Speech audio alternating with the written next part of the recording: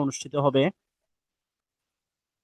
আমাদের বাংলা সাহিত্য এনটিআরসি পরীক্ষার জন্য বিশেষ গুরুত্বপূর্ণ। আপনারা জানেন যে আমাদের এনটিআরসি পরীক্ষার মধ্যে যদি 20টা বা 25টা প্রশ্ন থাকে, তার মধ্যে অর্ধেকের বেশি বাংলা সাহিত্য নিয়ে আমাদের প্রশ্ন হয়ে থাকে। আজকের ক্লাসে বা আজকে আমাদের এই লেকচার শিটে আপনাদেরকে বাংলা সাহিত্যের উপরে যে নোটস বা যে শিটটা আপনাদেরকে প্রোভাইড করা হয়েছে, এখান থেকে আমি আশা করব আপনারা 90% বা 95% আপনারা কমন পাবেন। আপনারা এই লেকচার শিটটা পরে হয়তো অনেকে বুঝতে পারছেন, বা লেকচার শিটটা যারা এখনো পড়েননি তারা দেখবেন যে লেকচার শিটের মধ্যে আমাদের মোটামুটি বাংলা সাহিত্য সম্পর্কিত সামগ্রিকভাবে সবকিছু নিয়ে আসা হয়েছে। আমরা বাংলা সাহিত্যে যে 3টা স্টেপ, প্রাচীন যুগ, মধ্যযুগ এবং আধুনিক যুগে যে গুরুত্বপূর্ণ সাহিত্যিক, যে গুরুত্বপূর্ণ লেখক এবং যাদের সম্পর্কে পরীক্ষার মধ্যে প্রায় সময় আসে, তাদের সম্পর্কে আমরা এই লেকচার শিট আমরা আলোচনা করেছি। আজকে আমরা এই লেকচার শিটের উপর বেস্ড করে এনটিআরসি পরীক্ষার মধ্যে যে টপিকস গুলো আমাদের প্রায় সময় পরীক্ষায় আসে, সেই টপিকস গুলোর উপর আলোচনা করে আমরা আজকের ক্লাসটা আমরা শুরু করব। তো আমাদের শুরু করছি আমাদের আজকের ক্লাস। আমাদের আজকের ক্লাসটা হচ্ছে বাংলা সাহিত্য নিয়ে। আপনারা স্ক্রিনে দেখতে পাচ্ছেন যে আমাদের টপিকস দেওয়া আছে বাংলা সাহিত্য। এখানে আমরা বাংলা সাহিত্যের যে সামগ্রিক যে বিষয়গুলো, সেই বিষয়গুলো নিয়ে আলোচনা করব। এর সাথে সাথে এখানে আমাদের যে ইম্পর্টেন্স যেগুলো রয়েছে, যে টপিকস গুলো গুরুত্বপূর্ণ, সেই টপিকস গুলো আমি আন্ডারলাইন করে দিব। আপনারা সেই টপিকস গুলোর উপরে বিশেষভাবে গুরুত্ব দিয়ে পরবর্তীতে পড়বেন। আমরা জানি যে আমাদের বাংলা সাহিত্যের স্তর হলো 3টা, অর্থাৎ বাংলা সাহিত্যের যুগ বিভাজন যেটাকে আমরা বলি, এই যুগ হলো 3টা। একটা হলো প্রাচীন যুগ, একটা হলো মধ্যযুগ এবং সর্বশেষ হলো আধুনিক যুগ। প্রাচীন যুগ করতে গেলে আমাদের যে জিনিসটা সর্বপ্রথম গুরুত্বপূর্ণ, সেটা হলো আমাদের প্রাচীন যুগের যুগ বিভাজনটা। আমাদের বাংলা সাহিত্যের যে ইতিহাসটা, আমাদের কিন্তু 2টা ইতিহাস রয়েছে। একটা হলো বাংলা ভাষার ইতিহাস, আর একটা হলো বাংলা সাহিত্যের ইতিহাস। তো আমাদের বাংলা সাহিত্যের ইতিহাসটা, এটা হচ্ছে 1000 বছর বা তার অধিক সময়ের ইতিহাস। আমাদের মহামহোপাধ্যায় হরপ্রসাদ শাস্ত্রী, তিনি 1907 সালে একটা গ্রন্থ আবিষ্কার করেন, যে গ্রন্থটার নাম আমরা সবাই জানি যে চর্যাপদ সহ আরো 3টা, সর্বমোট 4টা গ্রন্থ সমন্বয়ে তিনি একটা 1916 সালে একটা গ্রন্থ বা একটা বই প্রকাশ করেন, যে বইটার নাম ছিল বাংলা ভাষার বুদ্ধ গান ও দোহা। তো এই গ্রন্থটি প্রকাশিত হওয়ার পর থেকে আমরা বাংলা সাহিত্যের যে প্রাচীন যুগ, আধুনিক যুগ, মধ্যযুগ, আধুনিক যুগ এ সম্পর্কিত আমরা তথ্যগুলো পেয়ে থাকি। সেই তথ্যের উপর ভিত্তি করে আমাদের বাংলা সাহিত্যের যুগটা 3 ভাগে বিভক্ত করা হয়েছে। আপনারা মনে রাখবেন এখানে একটা যিনি বিষয় রয়েছে, সেটা হলো, আমি আপনাদেরকে দেখাই, আমাদের বাংলা সাহিত্যের যুগ বিভাজনটা সাধারণত সময়কে কেন্দ্র করে বিভাজিত হয়েছে। অর্থাৎ বিশ্বের অন্যান্য যে সাহিত্যগুলো রয়েছে, এই সাহিত্যগুলো নির্দিষ্ট প্রেক্ষাপট, যেমন ইংরেজি সাহিত্য হচ্ছে যে বিভিন্ন ঘটনার উপর ভিত্তি করে যুগ বিভাজনটা করা হয়েছে, কিন্তু আমাদের বাংলা সাহিত্যের যুগ বিভাজনটা করা হয়েছে মূলত সময়কে কেন্দ্র করে।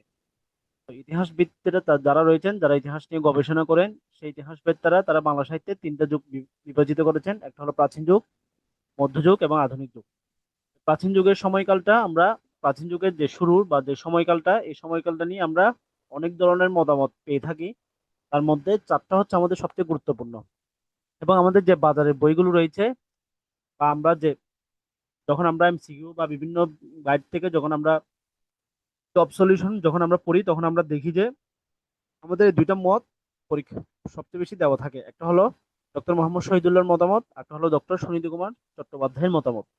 এর বাইরেও আমাদের শ্রী ভূদেব চৌধুরী এবং ডক্টর সুকুমার সেন, এই দুজনের মতামতটাও কিন্তু গুরুত্বপূর্ণ। কারণ ইদানিংকালে আপনারা হয়তো দেখেছেন যে আমাদের যে বিসিএস এর যে প্রশ্নগুলো, বিসিএস এর প্রশ্নগুলোর মধ্যে ডক্টর সুকুমার সেন সম্পর্কিত অনেক ধরনের প্রশ্ন আসা শুরু করছে।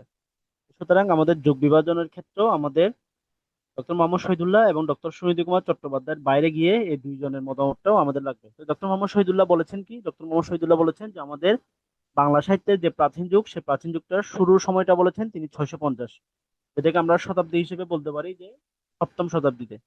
আবার ডক্টর সুনীতি কুমার চট্টোপাধ্যায় তিনি বলেছেন যে আমাদের 950 থেকে 1200 সাল পর্যন্ত বাংলা সাহিত্যের প্রাচীন যুগের যুগ বিভাজনটা। তাহলে তিনি এখানে 950 বা দশম শতাব্দী হিসেবে আমাদের বাংলা সাহিত্যের যুগ বিভাজনটা দেখিয়েছেন। এছাড়াও শ্রী ভূদেব চৌধুরী, তিনি বাংলা সাহিত্যের প্রাচীন যুগ নিয়ে আমাদের যে রেফারেন্স যে বইগুলো রয়েছে, এই বইগুলোর মধ্যে তিনি একজন বিখ্যাত একজন লেখক। শ্রী ভূদেব চৌধুরী প্রাচীন যুগ নিয়ে অনেক বেশি গবেষণা করেছেন এবং অনেক বেশি আমাদের যে রেফারেন্স বই হিসেবে তুলনা করা হয় প্রাচীন যুগে, তার মধ্যে শ্রী ভূদেব চৌধুরীর বাংলা সাহিত্যের ইতিহাস, এই বইগুলো কিন্তু খুব গুরুত্বপূর্ণ। তো শ্রী ভূদেব চৌধুরী তিনি বলেছেন যে 750 থেকে 1200। আবার ডক্টর সুকুমার সেন তিনি বলেছেন যে 900 থেকে 1350। অর্থাৎ তিনি শেষের যে সময়কালটা, সেই সময়কালটাও তিনি বাড়তি বলেছেন। আবার এদিকে সময়কালটাও তিনি 900 সাল থেকেও তিনি হিসাব করেছেন। প্রত্যেকেই কিন্তু আদি নিদর্শন হিসেবে চর্যাপদটাকেই বিনা বাক্যে কোনো ধরনের দ্বিমত ছাড়াই কিন্তু স্বীকার করেছেন যে বাংলা সাহিত্যের আদি যুগের বা প্রাচীন যুগের প্রথম নিদর্শন হলো চর্যাপদ। এই যুগের যে সাহিত্যিক বৈশিষ্ট্য আমাদের পরীক্ষার মধ্যে বিভিন্ন সময় এই সাহিত্যিক বৈশিষ্ট্যগুলো রয়েছে, আমাদের এই যুগের সাহিত্যিক বৈশিষ্ট্য হচ্ছে যে সাধারণত দুইটা। একটা হলো ব্যক্তি কেন্দ্রিকতা, একটা হলো ধর্ম নির্ভরতা। অর্থাৎ আমাদের এই যুগের সাহিত্যগুলো বেশিরভাগ ছিল ব্যক্তি কেন্দ্রিক। অর্থাৎ আমাদের যে চর্যার যে সাহিত্যিক রয়েছেন তাদেরকে আমরা সহজিয়া বুদ্ধ সাহিত্যিক বলি। এই সহজিয়া বুদ্ধরা তারা সাধারণত তাদের ব্যক্তিগত জীবনকে সাহিত্যের মাধ্যমে গান এবং কবিতার মাধ্যমে উপস্থাপন করেছেন, এবং তাদের অধিকাংশ ছিল ধর্ম নির্ভরতা। অর্থাৎ তারা ধর্মটাকে প্রাধান্য দিয়ে মূলত এই সকল সাহিত্যগুলো রচনা করেছেন। এ কারণে চর্যাপদের বা আমাদের প্রাচীন যুগের যে সাহিত্য, এই প্রাচীন যুগের সাহিত্যের বৈশিষ্ট্য হলো দুইটা। একটা হলো এই যুগের সাহিত্যগুলো ব্যক্তি কেন্দ্রিকতা ছিল, এর পাশাপাশি ধর্ম নির্ভরতা ছিল। এখানে আমরা জানি যে বৌদ্ধ ধর্মের একটা প্রচলন ছিল। এর পাশাপাশি আপনারা মনে রাখবেন, এই ইনফরমেশনটা কিন্তু আপনারা কোথাও পাবেন না। সেটা হলো বৌদ্ধ ধর্মের পাশাপাশি চর্যাপদের মধ্যে ব্রাহ্মণবাদ এবং নাথ ধর্মের কিন্তু একটা প্রভাব আছে, যেটা আমরা ডক্টর মোহাম্মদ শহীদুল্লাহর মতামত থেকে যে জিনিসটা আমরা পেয়ে থাকি। অর্থাৎ ডক্টর মোহাম্মদ শহীদুল্লাহ যে বইগুলো রয়েছে এই বইগুলোর মধ্যে কিন্তু এই মতামতটা তিনি প্রদান করেছেন। চর্যাপদের সাহিত্যিক বৈশিষ্ট্য বা ধর্ম নির্ভরতা বলতে এখানে বৌদ্ধ ধর্ম কিন্তু সবচেয়ে বেশি। বৌদ্ধ ধর্মের বাইরে গিয়ে কিন্তু আমাদের হিন্দু ধর্মের যে ব্রাহ্মণবাদ, সে ব্রাহ্মণবাদ এবং নাথ ধর্মের একটা প্রভাব কিন্তু এই চর্যাপদের সাহিত্যের মধ্যে রয়েছে। পরবর্তীতে আমরা দেখি যে 1201 সাল থেকে 1800 সাল এই সময়টা হচ্ছে মধ্যযুগের সময়কাল, এবং এই মতামতটা বা এই সময়কালটা নিয়ে সাধারণত আমাদের সাহিত্যিক যারা রয়েছেন তাদের মধ্যে কোনো ধরনের মত পার্থক্য নেই, এবং প্রত্যেকে এক বাক্যে স্বীকার করেছেন যে আমাদের মধ্যযুগের সময়কালটা হলো 1201 সাল থেকে 1800 সাল পর্যন্ত। এবং এই মধ্যযুগের মধ্যেই কিন্তু আমরা বাংলা সাহিত্যের প্রথম যে অন্ধকার যুগ, সেই অন্ধকার যুগটা পাই, যেটা 1201 সাল থেকে 1350 সাল পর্যন্ত। এবং প্রত্যেকে বিনা বাক্যে স্বীকার করেছেন যে আমাদের মধ্যযুগের প্রথম যে নিদর্শনটা, এই নিদর্শনটা হলো শ্রীকৃষ্ণ কীর্তন। মানে মধ্যযুগের ধর্ম বা মধ্যযুগের সাহিত্যের অন্যতম বৈশিষ্ট্য ছিল মধ্যযুগটা ছিল পুরোটাই ধর্ম প্রধান। অর্থাৎ এখানে আমরা দেখি যে আমাদের বৌদ্ধ ধর্মের পরে এখানে হিন্দু ধর্ম, এরপর হচ্ছে আমাদের মুসলিম ধর্ম একটা প্রধান আমরা লক্ষ্য করি। এবং এই মধ্যযুগে যে সাহিত্যগুলো রচনা করা হয়েছে এগুলো প্রত্যেকে বিভিন্ন ধরনের ধর্ম গ্রন্থের বা ধর্ম আমাদের যে ধর্মীয় যে প্রধান যে চরিত্রগুলো রয়েছে এই ধর্মীয় চরিত্রের আবিষ্টে রচিত। এই কারণে মধ্যযুগের সাহিত্যের অন্যতম বৈশিষ্ট্য হচ্ছে এই মধ্যযুগটা পুরোটাই ধর্ম প্রধান ছিল। এবং পরবর্তীতে আমরা দেখি যে 1801 সাল থেকে আমাদের বর্তমান সময়কাল পর্যন্ত আধুনিক যুগ। এবং এই আধুনিক যুগের মধ্যে আমরা দেখতে পাই যে আধুনিক যুগের মধ্যে আমরা গদ্যের একটা সূচনা আমরা লক্ষ্য করি। এর পাশাপাশি আধুনিক যুগের আমাদের যে সাহিত্যিক বৈশিষ্ট্য, আমরা কয়েকটা সাহিত্যিক বৈশিষ্ট্য পাই, তার মধ্যে আধুনিক যুগ ছিল অনেকটা মানবতা প্রধান। অর্থাৎ মানুষের ব্যক্তি স্বাতন্ত্র্যবোধকে ইন্ডিকেট করে। এর পাশাপাশি জাতিত্ববোধের আমরা একটা প্রসার দেখি, নারীর মূল্য দেখি এবং মৌলিকতার একটা লক্ষ্য করি। অর্থাৎ আমাদের পূর্বকার যে সাহিত্যগুলো ছিল সাহিত্যগুলোর মধ্যে মৌলিকতার লক্ষণ খুব কম ছিল। আধুনিক যুগের সাহিত্যের মধ্যে আমরা দেখি যে মৌলিকতা বা লক্ষ্য করি। এবং এই মৌলিকতা সাহিত্যের যিনি প্রধান বা মৌলিকতা সাহিত্যের যিনি প্রথম লিখেন তিনি হলেন ঈশ্বরচন্দ্র বিদ্যাসাগর। তিনি প্রভাবতী সম্ভাষণ নামক একটা গ্রন্থের মাধ্যমে মৌলিকতা সাহিত্যের সৃষ্টি করেন। এই তথ্যগুলো ছিল আমাদের সাধারণত যুগ বিভাজন সম্পর্কিত। আমাদের প্রথম যে সাহিত্য চর্যাপদ, আমরা সেই চর্যাপদ নিয়ে আজকে আমরা আমাদের মূল আলোচনাটা আমরা শুরু করছি। এখানে দেখা যাচ্ছে যে চর্যাপদ যে আমরা জানি যে আমাদের বাংলা সাহিত্যে প্রাচীন যুগের বা আমাদের আধুনিক আমাদের যে আমাদের বাংলা সাহিত্যের যে যুগ বিভাজনটা, সেই যুগ বিভাজনের প্রথম যে নিদর্শন সেটাকে বলা হচ্ছে চর্যাপদ। এই চর্যাপদ গুলা যারা রচনা করেছিল তাদেরকে বলা হয় বুদ্ধ, সহজিয়া, সিদ্ধাচার্য। এটা একটু মনে রাখবেন। আমাদের বুদ্ধ ধর্মে কিন্তু অনেক ধরনের সিদ্ধাচার্য রয়েছেন। তার মধ্যে রয়েছেন মহাযানী বুদ্ধ, হীনযানী বুদ্ধ, বজ্রযানী বুদ্ধ এবং সহজিয়া বুদ্ধ। এই বিভিন্ন প্রকার বুদ্ধদের মধ্যে সহজিয়া বুদ্ধরাই সাধারণত এই চর্যাপদ গুলো রচনা করতে পেরেছিলেন। কারণ আমাদের বৌদ্ধ ধর্মে যে ধর্মীয় বেড়াজাল, সেই বেড়াজালের মধ্যে থেকে তারা কিন্তু সাধারণ বা নিম্ন শ্রেণীর যে মানুষগুলো ছিল তাদের সাথে তারা সহজে মিশতে পারতো না। তো এই ধর্মীয় আবষ্ট বা ধর্মীয় বেড়াজাল থেকে বের হয়ে একদল বুদ্ধ তারা নিম্ন শ্রেণীর মানুষের সাথে সরাসরি মেশার সুযোগ পেয়েছিল। এবং এই মানুষের জীবনবোধ, তাদের দুঃখ কথা এবং তাদের জীবনের যে চিরায়ত যে ধরনের লুকায়িত কথাগুলো, সে কথাগুলো তারা সাহিত্যের মাধ্যমে তুলে ধরতে পেরেছিল। এই বুদ্ধদেরকে মূলত সহজিয়া বুদ্ধ হিসেবে চিহ্নিত করা হয়। তো সহজিয়া বুদ্ধদের রচিত পদগুলি মূলত বাংলা সাহিত্যে চর্যাপদ নামে পরিচিত। এই চর্যাপদ রচনার একটা ইতিহাস রয়েছে। 1882 সালে আমাদের একজন সংস্কৃত ভাষার একজন পণ্ডিত ছিল, তার নাম ছিল রাজেন্দ্রলাল মিত্র। রাজা রাজেন্দ্রলাল মিত্র তিনি একটা গ্রন্থ প্রকাশ করেন, যে গ্রন্থটার নাম ছিল সংস্কৃত বুদ্ধিস্ট লিটারেচার ইন নেপাল। এবং এই গ্রন্থের মধ্যে তিনি সর্বপ্রথম নেপালের মধ্যে চর্যাপদগুলোর কথা তিনি প্রকাশ করেন, এবং পরবর্তীতে তারই হাত ধরে বা তারই দেখানো পথ অবলম্বন করে ঢাকা ঢাকা বিশ্ববিদ্যালয়ের বাংলা ভাষা ও সংস্কৃতি বিভাগের অধ্যাপক হরপ্রসাদ শাস্ত্রী তিনি নেপালের রাজ দরবার থেকে বা রাজগ্রন্থাগার থেকে 1907 সালে এই পদগুলো আবিষ্কার করেন। এবং পরবর্তীতে তার মাধ্যমে বা তার সম্পাদনায় বঙ্গীয় সাহিত্য পরিষদ নামে একটা পরিষদ থেকে এই পদগুলো প্রকাশিত হয় 1916 সালে।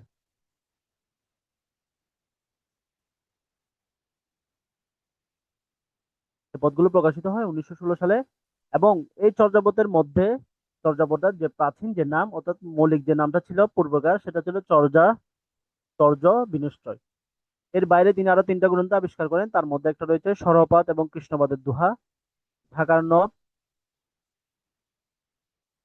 সরপাত, কৃষ্ণপদের দোহা, ঢাকার নব এবং চর্যাচর্য বিনিশ্চয়, এই 4টা গ্রন্থ একত্রে তিনি 1000 বছরের পুরানো বাংলা ভাষার বুদ্ধ গান ও দোহা নামে তিনি প্রকাশ করেন। আপনারা একটা বিষয় খেয়াল করুন, সেটা হলো আমাদের এখানে যে তথ্যগুলো রয়েছে, আমাদের কিন্তু এখানে বিশাল আকারে তথ্য দেওয়া হয় নাই। আপনাদের এনটিআরসির জন্য যতটুকু প্রয়োজন, যে তথ্যগুলো আপনাদের জন্য গুরুত্বপূর্ণ, মৌলিক তথ্যগুলো মূলত এখানে নিয়ে আসা হয়েছে। আপনারা এই তথ্যগুলো যদি পড়েন, এই তথ্যের মাধ্যমে আপনারা কিন্তু সাহিত্যের অংশটুকু আপনারা ইজিলি উত্তর করতে পারবেন। তো সুতরাং আমরা এখানে আমাদের যে বিষয়গুলো আপনাদেরকে ভালো করে মনে রাখতে হবে, আমাদের আজকের ক্লাসটা কিন্তু বিশাল একটা ক্লাস। আমাদের এখানে যে বিষয়গুলো আপনাদের বিশেষভাবে মনে রাখতে হবে, আমরা সেই বিষয়গুলো একটু আন্ডারলাইন করে দিব। পরবর্তীতে আপনারা যখন ক্লাস করবেন বা আপনারা যখন পিডিএফটা পড়বেন, ওই আন্ডারলাইন শব্দগুলো একটু ভালো করে মনোযোগ দিয়ে পড়বেন।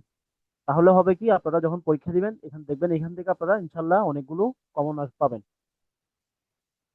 এখানে একটা বিষয় হচ্ছে, সেটা হলো আমাদের হরপ্রসাদ শাস্ত্রী যে গ্রন্থগুলো আবিষ্কার করেছেন তার মধ্যে 4টা গ্রন্থ ছিল। আমরা জানি যে একটা হলো চর্যাচর্য বিনিশ্চয়, সরপাত, কৃষ্ণপদের দোহা এবং ডাকার্ণব। এই 4টা গ্রন্থের মধ্যে একমাত্র চর্য বিনিশ্চয় এটাই ছিল প্রাচীন বাংলায় লেখা। আমাদের বিভিন্ন এই যে গত কয়েকটা পরীক্ষার মধ্যে একটা প্রশ্ন এসেছিল যে চর্যাপদ কোন ভাষায় লেখা। এখানে আপনাদের অপশনগুলো খেয়াল করতে হবে। এখানে প্রাকৃত, তারপর অপভ্রংশ, বাংলা, এই কোন অপশনটা আছে সেটা খেয়াল করতে হবে। তাহলে এখানে যদি আপনাদের বঙ্গকামরূপী থাকে তাহলে উত্তর বঙ্গকামরূপী হবে। এর আগে যদি অপভ্রংশ ভাষায় থাকে, সামান্য অপভ্রংশ ভাষা, তাহলে অপভ্রংশ ভাষা দিতে হবে। যদি অপভ্রংশ না থাকে, যদি প্রাকৃত ভাষা থাকে তাহলে প্রাকৃত ভাষা দিতে হবে। যদি বাংলাটা থাকে তাহলে অবশ্যই বাংলা দিতে হবে। তাহলে এখানে আমরা দেখতে পাচ্ছি যে একমাত্র চর্য বিনষ্টয় এটা ছিল প্রাচীন বাংলায় লেখা।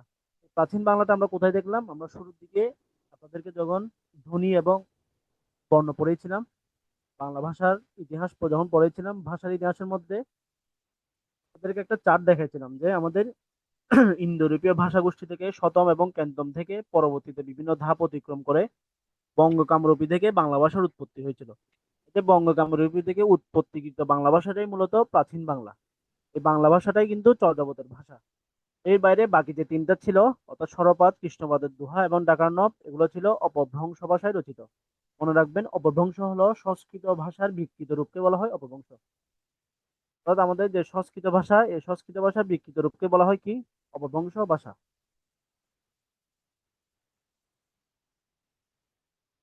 আপনাদের যদি এর মধ্যে যদি আপনাদের কোনো প্রশ্ন থাকে, আপনারা আমাকে কিন্তু প্রশ্নগুলো জানাবেন। আমি আপনাদের প্রশ্নগুলোর মোটামুটি উত্তর দেওয়ার চেষ্টা করব। পরবর্তীতে চর্যাপদের যে ভাষাতাত্ত্বিক বৈশিষ্ট্য, সেই ভাষাতাত্ত্বিক বৈশিষ্ট্যের উপর, অর্থাৎ আমাদের চর্যাপদটা যখন আবিষ্কার হয় তখন এই চর্যাপদকে নিয়ে বিভিন্ন ভাষার যে পণ্ডিতগুলোরা রয়েছেন, এই পণ্ডিতরা কিন্তু এই চর্যাপদকে নিজেদের হিসেবে বা নিজেদের গ্রন্থ হিসেবে কিন্তু দাবি করেছিল। পরবর্তীতে আমাদের একজন রাইটার, তিনি হচ্ছেন ডক্টর সুনীতি কুমার চট্টোপাধ্যায়। তিনি 1926 সালে চর্যাপদের ভাষাতাত্ত্বিক বৈশিষ্ট্য বিশ্লেষণ করে তিনি দেখান যে এই চর্যাপদটা হচ্ছে বাংলা ভাষায় রচিত এবং চর্যাপদটা হচ্ছে বাংলা ভাষারই আদি নিদর্শন। চর্যাপদের যে তিব্বতী ভাষা, এই তিব্বতী ভাষা অনুবাদ করেন তিনি হলেন কীর্তিচন্দ্র। এবং 1938 সালে ডক্টর প্রবোধচন্দ্র বাগচি তিনি এই তিব্বতী ভাষাটা আবার পরবর্তীতে বাংলায় রূপান্তর করেন। অর্থাৎ চর্যাপদে আমাদের যে চর্যাপদ, এই চর্যাপদটাকে বিভিন্ন ভাষায় কিন্তু অনুদিত হয়। প্রথম চর্যাপদটা তিব্বতী ভাষা অনুদিত করেন তিনি ছিলেন কীর্তিচন্দ্র। এবং কীর্তিচন্দ্রের যে তিব্বতী ভাষাটা, এই তিব্বতী ভাষাটা বাংলায় রূপান্তর করেন তিনি ছিলেন প্রবোধচন্দ্র বাগচী। তিনি তিব্বতী থেকে চর্যাপদকে বাংলা ভাষায় রূপান্তর করেন। এবং আমরা বর্তমানে যে বাংলা ভাষায় চর্যাপদটা দেখি, অর্থাৎ আমাদের চর্যাপদের যে বাংলা রূপ, সেই বাংলা রূপটা কিন্তু অনুবাদ ট্রান্সলেশন করেন তিনি হলেন ডক্টর মোহাম্মদ শহীদুল্লাহ। এই বিষয়গুলো একটু খেয়াল রাখতে হবে। চর্যাপদের সংস্কৃত টিকাকার ছিলেন তিনি হলেন মুনিদত্ত। অর্থাৎ চর্যাপদটাকে সংস্কৃত ভাষায় যিনি টিকাতে রূপান্তর করেন তিনি ছিলেন মুনিদত্ত, আর চর্যাপদটাকে তিব্বতী ভাষায় অনুবাদ করেন তিনি ছিলেন কীর্তিচন্দ্র। এই নামগুলো কিন্তু আপনারা মনে রাখবেন। আমি যে নামগুলো বলে যাচ্ছি আপনারা এই নামগুলো কিন্তু পরীক্ষার জন্য মনে রাখবেন। এই নামগুলো কিন্তু আপনাদের পরীক্ষার মধ্যে বিভিন্ন প্রশ্নের মধ্যে আসবে। চর্যার তিব্বতী ভাষা অনুবাদ করেন কে, চর্যার সংস্কৃত টিকাকারকে, চর্যাপদের সংস্কৃত ভাষায় চর্যাপদ গুলাকে টিকাতে রূপান্তর করেন তিনি হলেন মুনিদত্ত। এবং মুনিদত্ত এই চর্যাপদ গুলোর নাম দেন আশ্চর্য চর্যাচর। তিনি হচ্ছে যে আশ্চর্য চর্যাচর নাম দেন। ডক্টর হরপ্রসাদ শাস্ত্রী তিনি নাম দেন হচ্ছে চর্যা চর্য বিনষ্ট। আর আমাদের মুনিদত্ত নাম দেন আশ্চর্য বিনষ্ট। এবং নেপালের যে প্রাপ্ত পুঁথি অর্থাৎ হরপ্রসাদ শাস্ত্রী যে পুঁথিটা পান সেখানে নাম ছিল চর্যাচর্য বিনশ্বর। এই যে আশ্চর্য চর্যাচর এবং চর্যাচর্য বিনশ্বর, এই দুই নামটাকে একত্র করে ডক্টর প্রবোধ চন্দ্র বাগচী নাম দেন চর্যা বিনশ্বর। তাহলে এই যে তিনটা নাম, এই তিনটা নাম কিন্তু মনে রাখতে হবে কে কোনটা নাম দিয়েছে। আবার বলছি, সেটা হলো চর্যাপদটা ডক্টর হরপ্রসাদ শাস্ত্রী যেখান থেকে আবিষ্কার করেন সেখানে চর্যাপদের নাম ছিল চর্যাচর্য বিনষ্ট। আর সংস্কৃত টিকাকার যিনি মুনিদত্ত তিনি নাম দেন আশ্চর্য চর্যাচর। এই দুইটা নামকে একত্র করে ডক্টর প্রবোধচন্দ্র বাগচী তিনি নামকরণ করেন হচ্ছে চর্যা বিনষ্ট। অনেকে মনে করেন যে আমাদের চর্যাপদটা হচ্ছে চর্যা গীতিকোষ এবং সংস্কৃত ভাষায় চর্যাচর্য বিনষ্ট নামে। এরপর আমরা একটু দেখি যে চর্যাপদের যে পুঁথি, আমরা জানি যে চর্যাপদের গানগুলো এখানে টোটাল গান ছিল। সেখানের মধ্যে আমরা সবগুলা গান কিন্তু আমরা উদ্ধার করতে পারি নাই। এবং সংস্কৃত ভাষায় যিনি টিকা লিখেন মুনিদত্ত, 13 নম্বর যে টিকা, সে টিকার কিন্তু তিনি ব্যাখ্যা দিতে পারেন নাই। আবার পুঁথির মধ্যে অনেকগুলো পাতা ছিঁড়ে যায় বা নষ্ট হয়ে যায়, তার মধ্যে 24, 25, 48 এটা সম্পূর্ণ, এবং 23 সংখ্যক পদের শেষ অংশ পাওয়া যায় নাই। তাহলে সব কিছু অংশ মিলে আমরা চর্যাপদের মধ্যে 46টার মতো পদ ডক্টর হরপ্রসাদ শাস্ত্রী কিন্তু চর্যাপদের মধ্যে যে 51টা পদ ছিল এই সম্পূর্ণ পদগুলো কিন্তু তিনি ব্যাখ্যা করতে বা তিনি উদ্ধার করতে পারেন নাই। এখানের মধ্যে 3.5টা পদ তিনি কিন্তু উদ্ধার করতে পারেন নাই। তার মধ্যে রয়েছে 24 নম্বর পদ সম্পূর্ণ এবং 48, এই তিনটা পদ হচ্ছে সম্পূর্ণ, এবং 23 সংখ্যক পদ হচ্ছে অর্ধেক। 3.5টা পদ বাদ দিয়ে বাকি 43টা পদ কিন্তু তিনি আমাদের সংস্কৃত টিকাকার মণিদত্ত তিনি 11 নম্বর যে পদটা, এই পদটা কিন্তু তিনি ব্যাখ্যা দিতে পারেননি। আমরা একটু দেখি যে চর্যাপদের কবি, আমাদের চর্যাপদের কবি নিয়ে মতান্তর রয়েছে। চর্যাপদের ডক্টর মোহাম্মদ শহীদুল্লাহর মতে চর্যাপদের কবি হলেন ডক্টর সুকুমার বলেছেন 24 জন। তাহলে এখানে একটা বিষয় খেয়াল করেন উপরে, সেটা হলো এখানে 43 গুণ 3.5 সমান কিন্তু 50টা হচ্ছে, কিন্তু আমরা এখানে বললাম যে চর্যাপদের প্রতিটি 51টি গান ছিল। আর একটা গান কোথায় গেল? তাহলে চর্যাপদের মূল কবিটা হচ্ছে নেপালের রাজদরবারে অন্তর্গত রয়েছে এবং ঢাকা বিশ্ববিদ্যালয় বাংলা ভাষা সাহিত্য বিভাগে রয়েছে। এছাড়া আমাদের ঢাকা বিশ্ববিদ্যালয় লাইব্রেরিতে সংরক্ষিত রয়েছে, তবে মূল পুঁথিটা কিন্তু নেপালের রয়্যাল লাইব্রেরি, যেটা লাইব্রেরির মধ্যে। এখানে যেটা বলতে চাচ্ছিলাম সেটা হলো এখানে দেখেন, এখানে 51টি থেকে যদি আপনি 3.5টা বাদ দেন তাহলে কিন্তু 47.5টা হচ্ছে। আমি বললাম 43টা পদ। তাহলে 51টি গান ছিল, এটা হলো অনেকের মতে, কিন্তু ডক্টর মোহাম্মদ শহীদুল্লাহ বলেছেন যে চর্যাপদের প্রতিটি গান ছিল 50টি। তাই 50টিতে থেকে যদি আমরা 3.5টা বাদ দিই তাহলে হচ্ছে কয়টা? 43টা। তাহলে ডক্টর মোহাম্মদ শহীদুল্লাহর মতামতটাও কিন্তু মনে রাখতে হবে। এর বাইরে আমরা দেখি যে চর্যাপদের কবি সম্পর্কে ডক্টর মোহাম্মদ শহীদুল্লাহ বলেছেন যে চর্যাপদের কবি হল 23 জন, এবং ডক্টর সুকুমার সেন তিনি বাংলা সাহিত্য বলেছেন 24 জন। এখানে একটা গ্রন্থর নাম লিখে নিয়ে আসলাম, সেটা হলো বুদ্ধিস্ট মিস্টিক সংস। এই গ্রন্থটার নাম আপনারা মনে রাখবেন। এই গ্রন্থটার মধ্যে কিন্তু ডক্টর মোহাম্মদ শহীদুল্লাহ চর্যাপদের ভাষাকে বাংলায় রূপান্তর করেন। আধুনিক যে বাংলা, আমরা যে ভাষায় এখন কথা বলি, যে বাংলাটা আমরা ব্যবহার করি, হ্যালো। হ্যাঁ, এখন কি বোঝা যাচ্ছে না?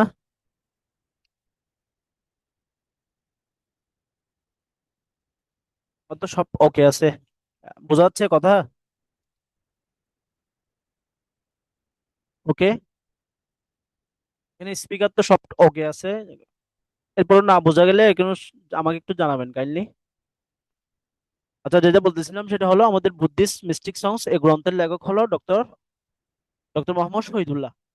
ডক্টর মোহাম্মদ শহীদুল্লাহ তার বুদ্ধিস্ট মিস্টিক সংস এই গ্রন্থের মধ্যে চর্যাপদ সম্পর্কিত নানা ধরনের তথ্য দিয়েছেন, এবং এই গ্রন্থের মধ্যে তিনি কিন্তু চর্যাপদকে এই বাংলা ভাষায়, আধুনিক যে বাংলা ভাষা সে আধুনিক বাংলা ভাষায় রূপান্তর করেছেন। তাহলে আপনারা এই গ্রন্থটার নাম মনে রাখবেন। এছাড়াও ডক্টর সুকুমার সেন বাংলা সাহিত্যের ইতিহাস নামক একটা গ্রন্থ গ্রন্থ রয়েছে। এই গ্রন্থের মধ্যে কিন্তু তিনি চর্যাপদের কবি হিসেবে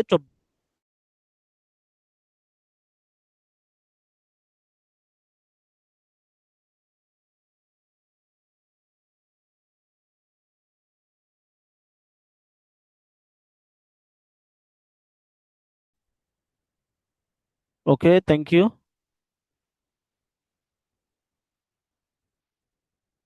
দোহা কুশ কুশ তালব্য শ হবে না, মূর্ধন্য ষ হবে।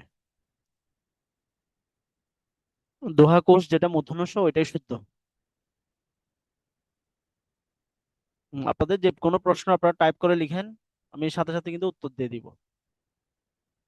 আচ্ছা, যেটা বলতে যাচ্ছিলাম সেটা হলো, এখানে আপনারা একটা তথ্য মনে রাখবেন, সেটা হলো আমাদের ডক্টর মোহাম্মদ শহীদ, এখানে দুইটা তথ্য আপনারা মনে রাখবেন। প্রথম তথ্য হলো ডক্টর মোহাম্মদ শহীদুল্লাহ কিন্তু চর্যাপদ সম্পর্কিত যে ব্যাখ্যাগুলো তিনি দিয়েছেন বা যেখানে তিনি ভিন্ন মত পোষণ করেছেন, এখানে কিন্তু তিনি সবসময় কম সংখ্যার দিকে মতামত দিয়েছেন। আপনারা দেখেন চর্যাপদের সময়কালটা তিনি বলেছেন 650। এই যে দেখেন কম সময়। আবার তিনি দেখেন এখানে চর্যাপদের কবি বলেছেন 23 জন। আবার এখানে দেখা যাচ্ছে যে ডক্টর মোহাম্মদ শহীদুল্লাহ চর্যাপদের পদ সংখ্যা বলেছেন 50 জন।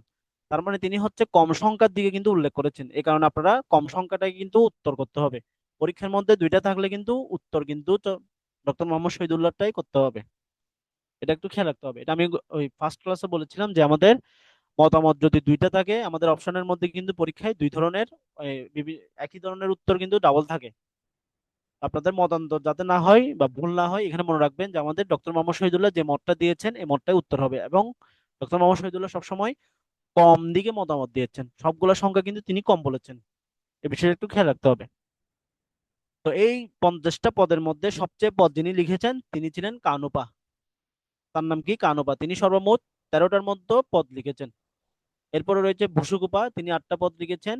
এবং বসুকুপা হচ্ছে একজন কি কবি? বসুকুপা হচ্ছে একজন বাঙালি কবি, আত্মস্বীকৃত বাঙালি কবি। এই জিনিসটা আপনারা একটু খেয়াল করবেন, আমি আপনাদের লিখে দিচ্ছি। তাহলে বসুকুপা হচ্ছে কি? একজন আত্মস্বীকৃত বাঙালি কবি।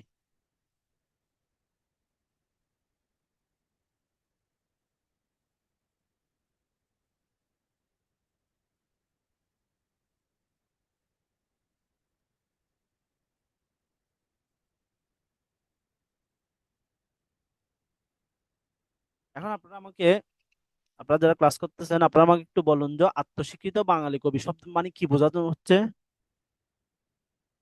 আমরা মীনানাথ সম্পর্কে একটু পরে বলতেছি। মীননাথ সম্পর্কে আমরা একটু পরে আলোচনা করতেছি। এখানে একটু প্রশ্নটা হলো আত্মস্বীকৃত বাঙালি কবি। হ্যাঁ, গুড। অর্থাৎ বসুকুপা তার নিজের পদের মধ্যে উল্লেখ করেছেন যে আজও বসুকুপা মুই বাঙাল। অর্থাৎ বসুকুপা তার পদের মধ্যে বলছেন যে আজি বসুকুপা মুই বাঙাল, অর্থাৎ তার নিজের পদের মধ্যে কিন্তু নিজেকে নিজে স্বীকৃত করেছেন।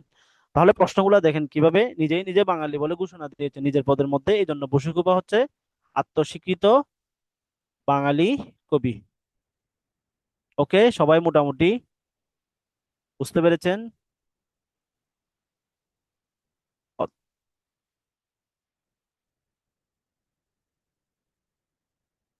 হ্যাঁ, গুড। মোটামুটি সবাই এটা উত্তর দিতে পেরেছেন।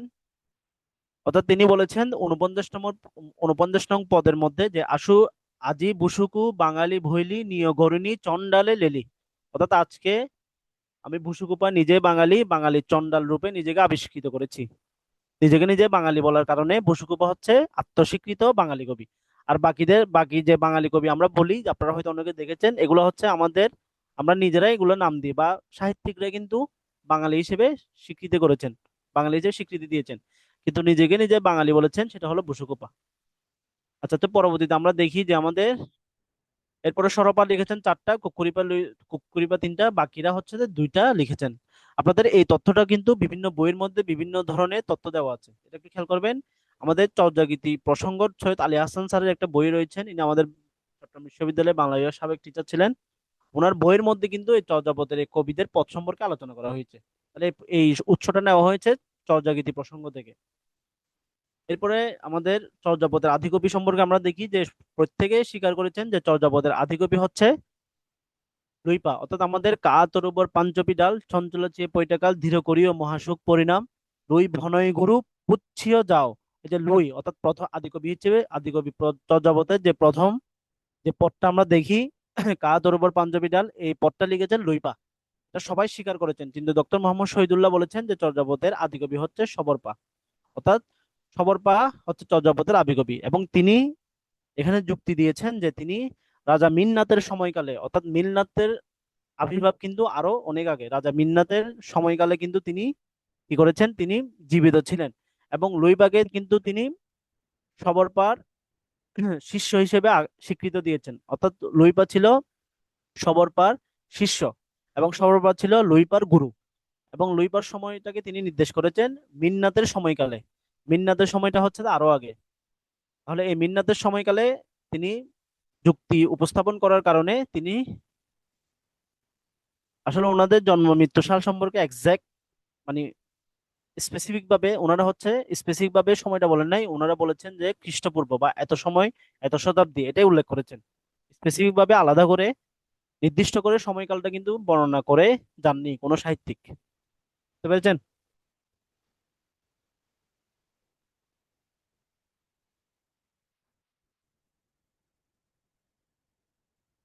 আমাদের কোন সাহিত্যিক কিন্তু ওনাদের স্পেসিফিক ভাবে নির্দিষ্ট করে জন্মসাল মৃত্যুসালটা কিন্তু তারা বর্ণনা করেনি।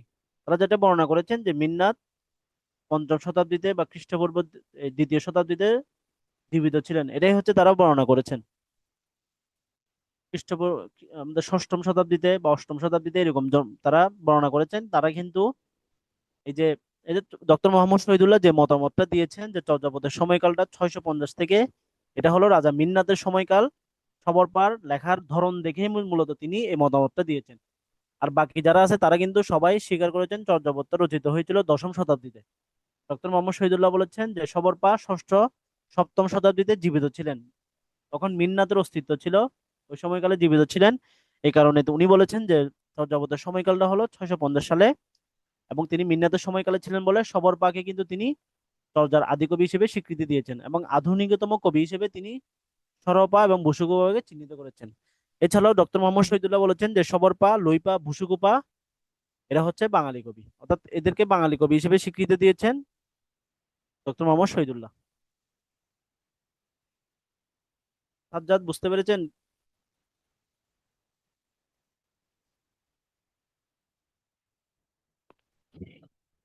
ওকে। আচ্ছা, এরপর আমরা একটু দেখি যে চর্যাপদের ভাষা। আমাদের চর্যাপদের ভাষা সম্পর্কে মহামহোপাধ্যায় হরপ্রসাদ শাস্ত্রী তিনি বলেছেন যে চর্যাপদের ভাষা হলো ছন্দ ভাষা বা সান্ধ্য ভাষা, যেটাকে আলো আধারির ভাষা বলা হয়। অর্থাৎ ছন্দ ভাষা হলো এমন একটা ভাষা যে ভাষার মধ্যে স্পষ্টভাবে কোনো ধরনের শব্দ নেই। এই ভাষাগুলো হচ্ছে অনেকটা সংকেত বহুল। আমরা যেরকম জাপান এবং চীনের যে জাপান, চীন, সাউথ কোরিয়া এদের ভাষাগুলো দেখি যে এদের কিন্তু নির্দিষ্ট বর্ণমালা নেই। এদের বর্ণমালাগুলো হচ্ছে যে সংকেত। আপনারা হয়তো ষাট লিপির সাথে অনেকে পরিচিত আছেন। ষাট লিপির মধ্যে কিন্তু ষাট লিপি যেটা আছে সেটার মধ্যে কিন্তু কোনো ধরনের শব্দ ব্যবহার করে না, এখানে কিন্তু সংকেত ব্যবহার করে। তো ডক্টর হরপ্রসাদ শাস্ত্রী তিনি বলেছেন যে চর্যাপদের ভাষাটা হলো ছন্দ ভাষা। ছন্দ ভাষা মানে এটা হচ্ছে অনেকটা সংকেত বহুল ভাষা, অর্থাৎ এখানে কোনো স্পষ্ট করে শব্দ নেই, এখানে যেগুলো আছে সেগুলো হলো সংকেত। এবং এই সংকেতের কারণে মূলত বিতর্কতা সৃষ্টি হয়েছিল যে অসমিয়া, বিহারি, উড়িষ্যা এরা বলেছেন যে চর্যাপদটা তাদের ভাষা। কিন্তু এই তাদের যে মতামত, তাদের যে যুক্তি, এই যুক্তির উপর যুক্তি খণ্ডন করেছেন তিনি হলেন ডক্টর সুনীতি কুমার চট্টোপাধ্যায়। তিনি চর্যাপদের ভাষাতাত্ত্বিক বৈশিষ্ট্য বিশ্লেষণ করে দেখিয়েছেন যে চর্যাপদের ভাষাটা হলো বাংলা ভাষা। তাহলে এই বিষয়গুলো একটু খেয়াল রাখতে হবে। তাহলে তিনি যে গ্রন্থের মধ্যে দেখিয়েছেন সেটা হলো ওডিবিএল, যেটা origin and development of the Bangla Bangla language. Doctor Mohammad Shahidullah তিনি বলেছেন চর্যাপদের ভাষার নাম হলো বঙ্গ কামরূপী ভাষা। এই যে আমরা যেটা আমাদের ফার্স্ট লেকচার শিটে যে চিত্রটা ছিল যে শতম এবং কেন্তম, সেখানে আপনারা দেখতে পেয়েছেন যে বঙ্গ কামরূপী নামে একটা অপশন ছিল। এই বঙ্গ কামরূপী থেকে দুইটা ভাষার উৎপত্তি ঘটেছে, একটা হলো অসমীয়া, একটা হলো বাংলা। এই ডক্টর মোহাম্মদ শহীদুল্লাহ মতামত দিয়েছেন যে চর্যাপদের ভাষা হলো বঙ্গ কামরূপী ভাষা, এবং তিনি ছন্দ হিসেবে দেখেন যে চর্যাপদের ছন্দ হলো মাত্রাবৃত্ত ছন্দ। এখন আপনাদের জন্য আমার একটা প্রশ্ন হলো যে বাংলাদেশের বা বাংলা সাহিত্যের সবচেয়ে প্রাচীনতম ছন্দের নাম কি? যেটি প্রশ্নটা উত্তর দেন তো আপনারা। বাংলা সাহিত্যের আপনারা জানেন যে ছন্দ হলো তিন প্রকার, একটা হলো স্বরবৃত্ত, মাত্রাবৃত্ত, অক্ষরবৃত্ত। তাহলে এই তিনটা ছন্দের মধ্যে সবচেয়ে প্রাচীন ছন্দ কোনটি? দেখি কেউ উত্তর দেন। মাত্রাবৃত্ত ছন্দ সাজ্জাদ বলেছেন, বাকিরা? আমাদের বাংলা সাহিত্যের প্রাচীনতম ছন্দের নাম কি? ওকে, বাকিরা?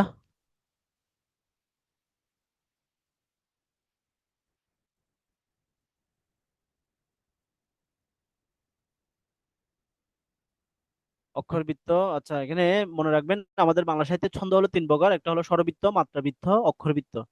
এই তিন ছন্দের মধ্যে সর্বপ্রাচীন ছন্দের নাম হলো আমাদের স্বরবৃত্ত ছন্দ, কারণ স্বরবৃত্ত ছন্দ হলো ছড়ার ছন্দ। আমাদের কিন্তু চর্যাপদগুলো লিখিত আকারে প্রকাশ হওয়ার পূর্বে কিন্তু ছড়া ছিল। ছড়া, এই ছড়াগুলোর অস্তিত্ব ছিল, ছড়া ধাঁধা। আপনারা যেগুলো পড়েন যে মেঘ হবে, বৃষ্টি হবে, ক্যাকশিয়ালের বিয়ে হবে, এই টাইপের ছন্দগুলো, এই ছড়াগুলো কিন্তু আগে অস্তিত্ব ছিল, কিন্তু এগুলা লিখিত রূপ ছিল না, এই কারণে এগুলাকে লোকসাহিত্য বলা হয়। হ্যাঁ, এগুলা এগুলা লিখিত, হ্যাঁ, ছড়া এর আগে অস্তিত্ব ছিল। প্রাচীনকালে প্রবাদ প্রবচন, ছড়া বা ধাঁধা এগুলোর অস্তিত্ব ছিল, এবং এই ছড়াগুলা লিখা হয়তো সাধারণত স্বরবৃত্ত ছন্দে। এই কারণে বাংলা সাহিত্যের প্রাচীনতম ছন্দের নাম হলো স্বরবৃত্ত ছন্দ। আর আধুনিকতম ছন্দের নাম হলো অক্ষরবৃত্ত ছন্দ, এবং এই অক্ষরবৃত্ত ছন্দই হলো বাংলা সাহিত্যের আধুনিকতম ছন্দ। এটা একটু খেয়াল রাখবেন। হ্যাঁ, লিখিত এগুলো হচ্ছে আমাদের লোকমুখে প্রচলিত ছিল, যেহেতু এগুলো লিখিত লিখিত রূপ ছিল না, এই জন্য এই সকল বিষয়গুলোকে কিন্তু লোক সাহিত্যের সাথে তুলনা করা হয়। আমাদের আজকের ক্লাসে লোক সাহিত্য সম্পর্কিত আলোচনা করা হবে। এই লোক সাহিত্য গুলাই হচ্ছে মূলত যেগুলো লিখিত রূপ ছিল না।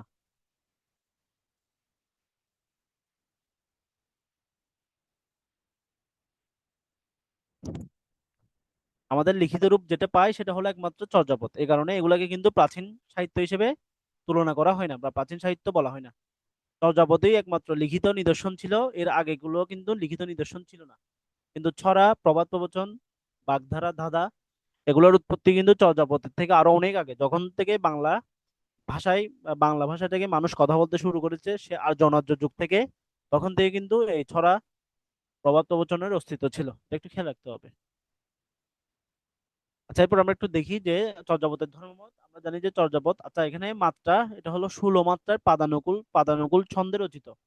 আমাদের মাত্রাবৃত্তের মধ্যে মাত্রাবৃত্ত সাধারণত 8 মাত্রা, স্বাভাবিক যে মাত্রাবৃত্ত ছন্দ, এই ছন্দগুলো থাকে হয় 6 মাত্রা না হলে 8 মাত্রা, কিন্তু চর্যাপদটা ছিল 16 মাত্রার পাদানুকূল ছন্দ। আচ্ছা, এরপর আমরা একটু দেখি যে চর্যাপদের ধর্মমত। আমাদের ডক্টর মোহাম্মদ শহীদুল্লাহ বলেছেন যে চর্যাপদের যে লেখা যারা লিখেছেন তারা অধিকাংশ ছিল বুদ্ধ, সহজিয়া, সিদ্ধাচার্যগণ। এটা একটু খেয়াল রাখতে হবে, এটা অনেকবার পরীক্ষার মধ্যে আসছে। এবং চর্যাপদটা হচ্ছে যে গান এবং কবিতার সংকলন, কারণ একই সাথে আমরা দেখি ডক্টর হরপ্রসাদ শাস্ত্রী। হ্যাঁ, এগুলো অনেক আগের,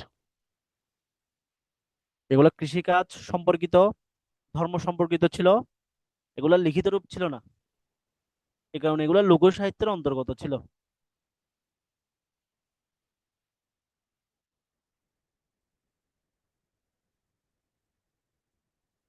ওকে, ক্লিয়ার?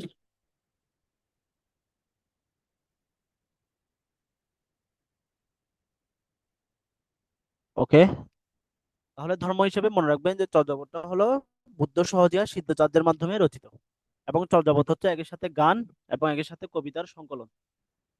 আচ্ছা, এবার আমরা একটু দেখি চর্যাপদের 6টা প্রবাদ বাক্য রয়েছে, এই প্রবাদ বাক্যগুলো জাস্ট আপনারা একটু পড়ে রাখবেন। আপনার হাংসে মরি না বলে এখানে আমি অর্থ সহ নিয়ে এসেছি।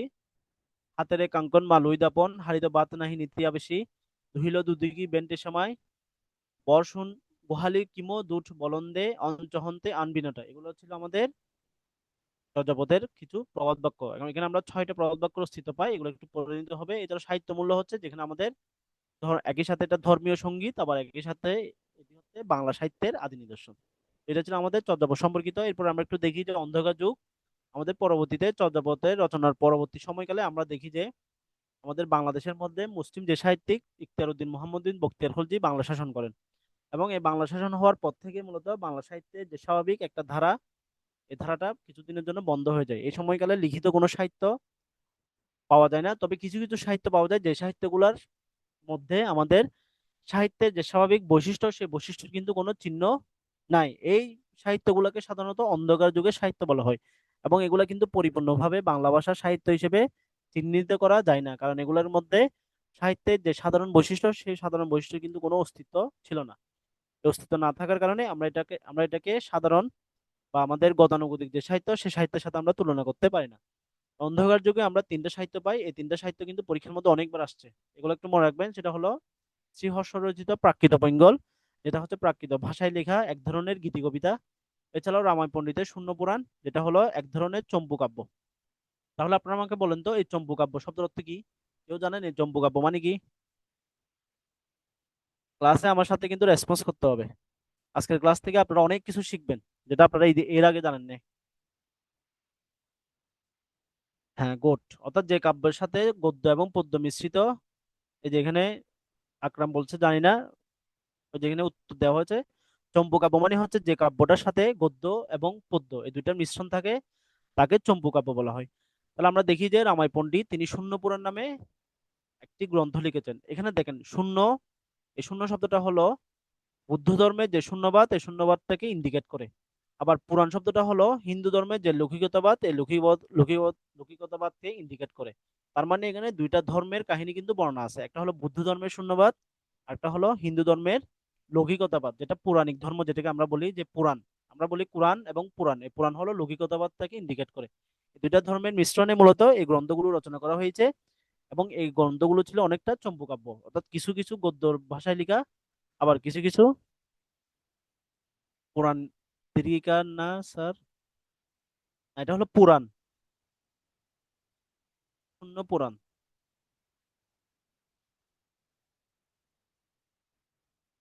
আমাদের দুই একটা বানান হয়তো এটা টাইপিং এর কারণে ভুল হইতে পারে, দাঁড়ান আমি একটু দেখে নিই।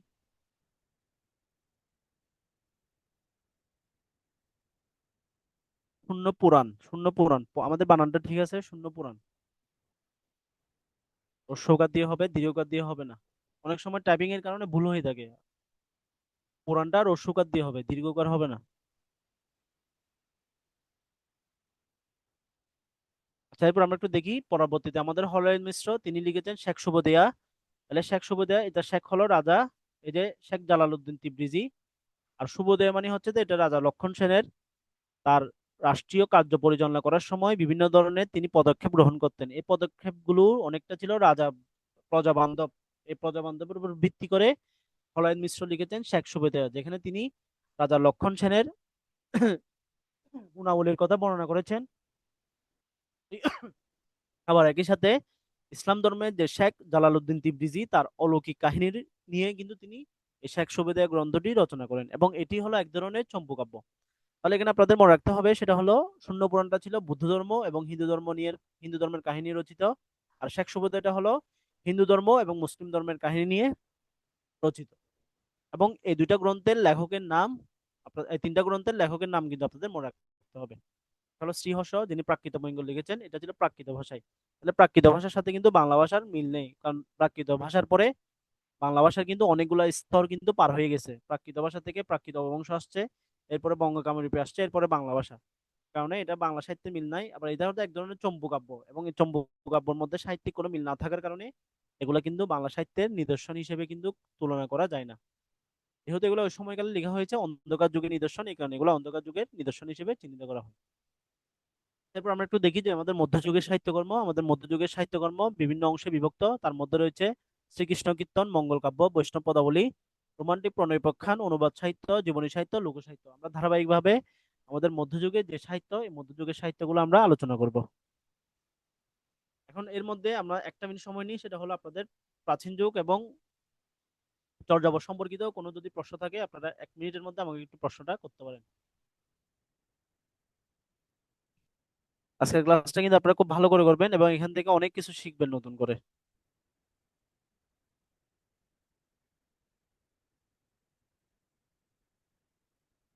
তাহলে কি কোনো প্রশ্ন আছে?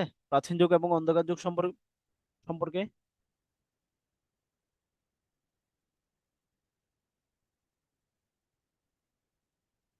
আচ্ছা, ওকে, তাহলে আমরা পড়ে যাই।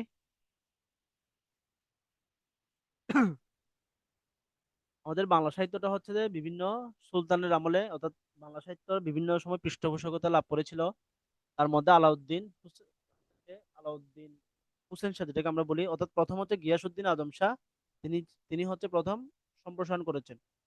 এর আগে হচ্ছে আলাউদ্দিন হুসেন শাহ, তারাও কিন্তু, অর্থাৎ হুসেন শাহী বংশ যারা আছে এরা হচ্ছে সবচেয়ে বেশি সম্প্রসারণ করেছেন, হুসেন শাহী বংশ।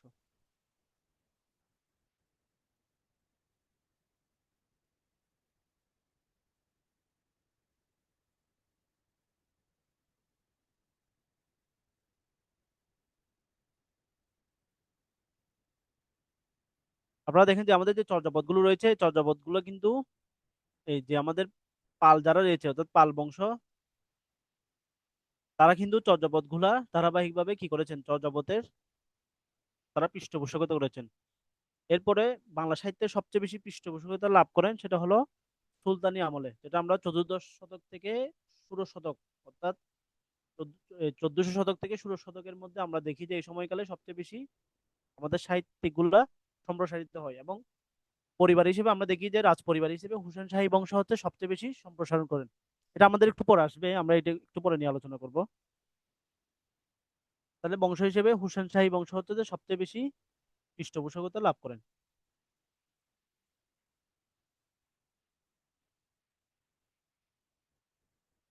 এটা আমরা একটু পরে দেখবো যুগের সাহিত্যের মধ্যে। চর্যাপদ সম্পর্কিত যদি আর কোনো প্রশ্ন থাকে আমাকে একটু করতে পারেন।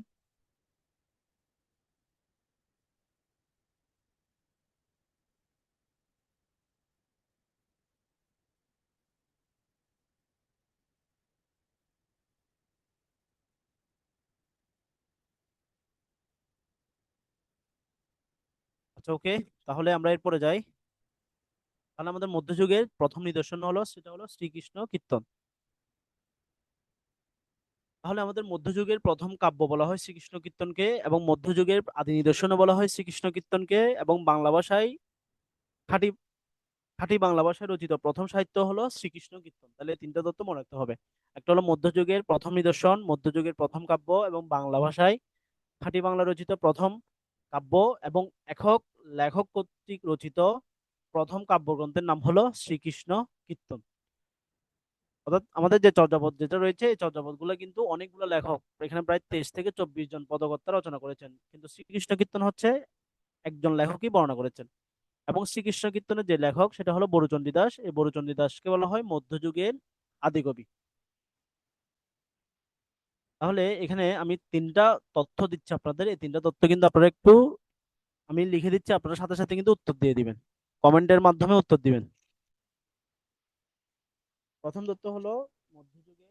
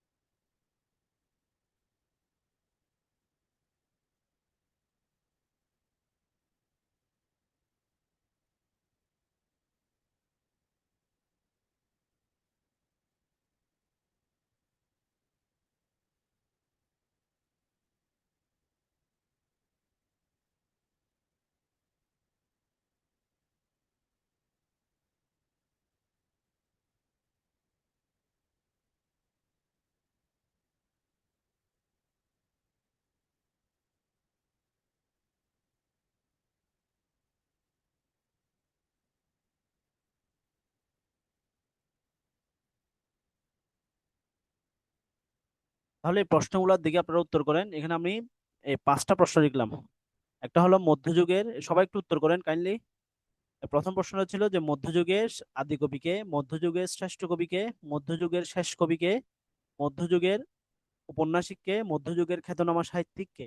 তাহলে এই 5টা প্রশ্নের উত্তর দিকে আপনারা দেন, কারণ এগুলো নিয়ে আমাদের কনফিউশন সৃষ্টি হয়ে যায়। তাহলে আজকের পর থেকে ইনশাল্লাহ এটার পর আর কনফিউশন হবে না।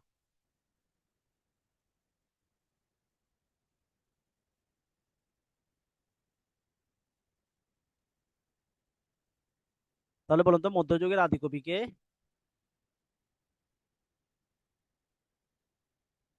2 নম্বর বললেন রামাই পণ্ডিত। রামাই পণ্ডিতের সাথে তো মধ্যযুগের কোনো সম্পর্ক নেই, শ্রেষ্ঠ কবি। এটা হচ্ছে জাস্ট আমি আপনাদেরকে একটা জিনিস বোঝার জন্য, যে আপনারা বাংলা সাহিত্য সম্পর্কে কতটুকু জ্ঞান বা কতটুকু ধারণা আছে এটা জানার জন্য মূলত এই প্রশ্নগুলো করছি। এটার উপর বেস্ট করে আমরা লেকচারটা আগায় নিব।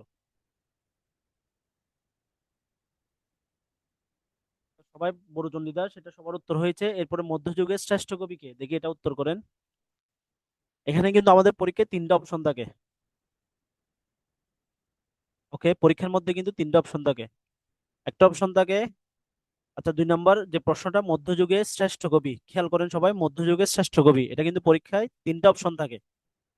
একটা থাকে হচ্ছে মুকুন্দরাম চক্রবর্তী, 2 নম্বরে থাকে আলাউল, 3 নম্বরে থাকে ভারতচন্দ্র রায়গুণাকর। তাহলে এই 3টা থেকে কে হবে উত্তর, দেখি 3টা থেকে বলেন। মুকুন্দরাম চক্রবর্তী, আলাউল এবং ভারতচন্দ্র রায়গুণাকর।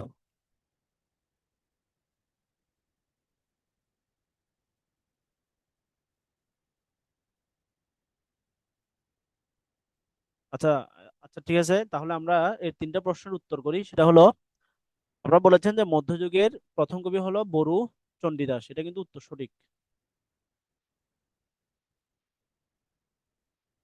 তাহলে মধ্যযুগের আদি কবি বলা হয় বরু চণ্ডীদাস। আর মধ্যযুগের শ্রেষ্ঠ কবি বলা হয় কবি কঙ্কন মুকুন্দরাম চক্রবর্তীকে।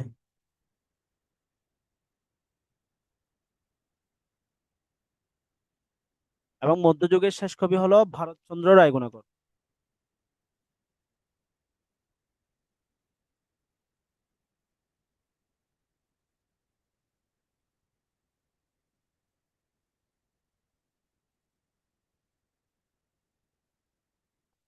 এছাড়া মধ্যযুগের ঔপন্যাসিক বলা হয় মুকুন্দরামকে।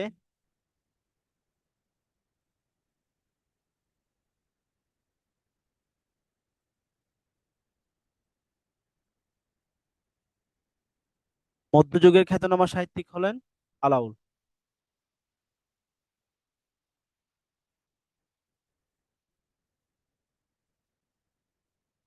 তো কারো কোনো কনফিউশন থাকলে বলবেন। তাহলে এই 5টার উত্তর হচ্ছে যে একটু মনে রাখতে হবে, এবং এই 5টার আমাদের পরীক্ষার মধ্যে বিভিন্ন সময় দেখবেন সব সলিউশনের মধ্যে এগুলো প্রায় সময় আসছে। তাহলে মধ্যযুগের আদিকবি বলা হয় বরুচণ্ডী দাসকে। তিনি শ্রীকৃষ্ণ কীর্তন রচনার মাধ্যমে মধ্যযুগের সূচনা করেন। এ কারণে তাকে মধ্যযুগের প্রথম কবি হিসেবে আখ্যায়িত করা হয়। এছাড়া মধ্যযুগের শ্রেষ্ঠ কবি হচ্ছেন ভারতচন্দ্র রায়গুণাকর, কারণ ভারতচন্দ্র রায়গুণাকরের লেখা এতটাই প্রসিদ্ধ ছিল যে তার কারণে বাংলা সাহিত্য স্বর্ণযুগ বলা হয়। অর্থাৎ তার যে সময়কালটা, ওই সময়কালটাকে বাংলা সাহিত্যের মধ্যযুগের ইতিহাসে স্বর্ণযুগ বলা হয়। এই কারণে তাকে শ্রেষ্ঠ কবি হিসেবে আখ্যায়িত করা হয়। এছাড়া মধ্যযুগের শেষ কবি ছিলেন ভারতচন্দ্র রায়গুণাকর। তার মৃত্যুর মাধ্যমে আমাদের মধ্যযুগের সমাপ্তি ঘটে, এবং পরবর্তীতে মধ্যযুগের খ্যাতনামা সাহিত্যিক বলা হয় আমাদের আলাউলকে। আলাউলের আরাকান রাজসভায়, তার প্রভাবে আরাকান রাজসভাটা সমৃদ্ধ লাভ করেছিল, এবং এই সমৃদ্ধির মাধ্যমে বাংলা সাহিত্য রোমান্টিক প্রণয়প্রখ্যান ধারায় সমৃদ্ধ হয়েছিল। এই কারণে আলাউলকে মধ্যযুগের খ্যাতনামা কবি হিসেবে আখ্যায়িত করা হয়।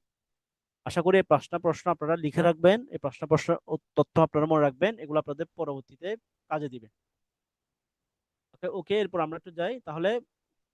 আমাদের মধ্যযুগের আদি নিদর্শন সেটা হলো শ্রীকৃষ্ণ কীর্তন। এটা ছিল একক সাহিত্যিক কর্তৃক রচিত, বাংলা ভাষায়, খাঁটি বাংলা ভাষায় রচিত প্রথম কাব্য। এবং এই কাব্যটা রচিত হয়েছিল মূলত আমাদের হিন্দু ধর্মে যে ভগবত রয়েছে, সে শ্রী ভগবতের পুরাণের যে কৃষ্ণলীলা সম্পর্কিত কাহিনী অনুসরণে, এবং জয়দেব, মহাকবি জয়দেবের তার একটা কাব্য ছিল। এই কাব্যের নাম হলো গীত গোবিন্দম কাব্য। এই গীত গোবিন্দম কাব্যের প্রভাবে মাধ্যমে এবং সবচেয়ে ইন্টারেস্টিং বিষয় হচ্ছে যে তৎকালীন সময়ে লোক সমাজে প্রচলিত রাধাকৃষ্ণ বিষয়ক গ্রাম্য গল্প অবলম্বনে বরুচণ্ডী দাস তার শ্রীকৃষ্ণ কীর্তন কাব্যটি রচনা করেন। তাহলে এখানে শ্রীকৃষ্ণ কীর্তন কাব্যটি রচনার পিছনে এখানে তিনটা বিষয় কিন্তু এখানে হিসেবে কাজ করেছে। একটা হলো পুরাণের ক্ষেত্রে হলো ভগবত, তারপর সংস্কৃত গ্রন্থের মধ্যে রয়েছে জয়দেবের গীত গোবিন্দম কাব্য, এছাড়াও আমাদের লোক সমাজের মধ্যে প্রচলিত রাধাকৃষ্ণ বিষয়ক গল্প অবলম্বন করে এই তিনটা বিষয়বস্তুর উপর ধারণ করে বড়চণ্ডী দাস শ্রীকৃষ্ণ কীর্তন কাব্য রচনা করেন। এবং সবচেয়ে ইন্টারেস্টিং বিষয় হচ্ছে যে আমাদের হিন্দু ধর্মে যে শ্রীকৃষ্ণ কীর্তন অর্থাৎ আমাদের যে রামায়ণ, এই রামায়ণের কাহিনীর সাথে শ্রীকৃষ্ণ কীর্তন কাব্যের কাহিনীর কিন্তু কোনো ধরনের মিল নেই। রামায়ণের শ্রীকৃষ্ণ হচ্ছে তিনি হচ্ছে ধর্মীয় আদিষ্ট একজন ব্যক্তি, কিন্তু এখানে আমাদের শ্রীকৃষ্ণ কীর্তনের কৃষ্ণ হচ্ছে একজন মনুষ্যগঠিত ব্যক্তি। মানুষের যে স্বাভাবিক যে প্রক্রিয়া সেই প্রক্রিয়াগুলো তিনি এই আমাদের এই গ্রন্থের মধ্যে দেখা যায়। অর্থাৎ এখানে হচ্ছে যে বড়চণ্ডী দাস ধর্মের চেয়েও মূলত গ্রাম্য লোককাহিনী যে কাহিনীগুলো প্রচলিত ছিল এটার উপর কিন্তু বেশি জোর দিয়েছেন। এ কারণে এর কাহিনী কিন্তু পুরোটাই বিচ্যুত হয়ে গেছে। তো শ্রীকৃষ্ণ কীর্তন কাব্য এটি রচনা করেন বড়চণ্ডী দাস 1909 সালে বসন্ত রঞ্জন রায় বিদ্বদ্দ বল্লভ, এই নামটা একটু মনে রাখবেন। আগেরটা ছিল হরপ্রসাদ শাস্ত্রী এবং শ্রীকৃষ্ণ কীর্তন আবিষ্কার করেন তিনি হলেন বসন্ত রঞ্জন রায়। তাহলে হরপ্রসাদ শাস্ত্রী চর্যাপদ আবিষ্কার করেন 1907 সালে, আর বসন্ত রঞ্জন রায় তিনি শ্রীকৃষ্ণ কীর্তন আবিষ্কার করেন 1909 সালে।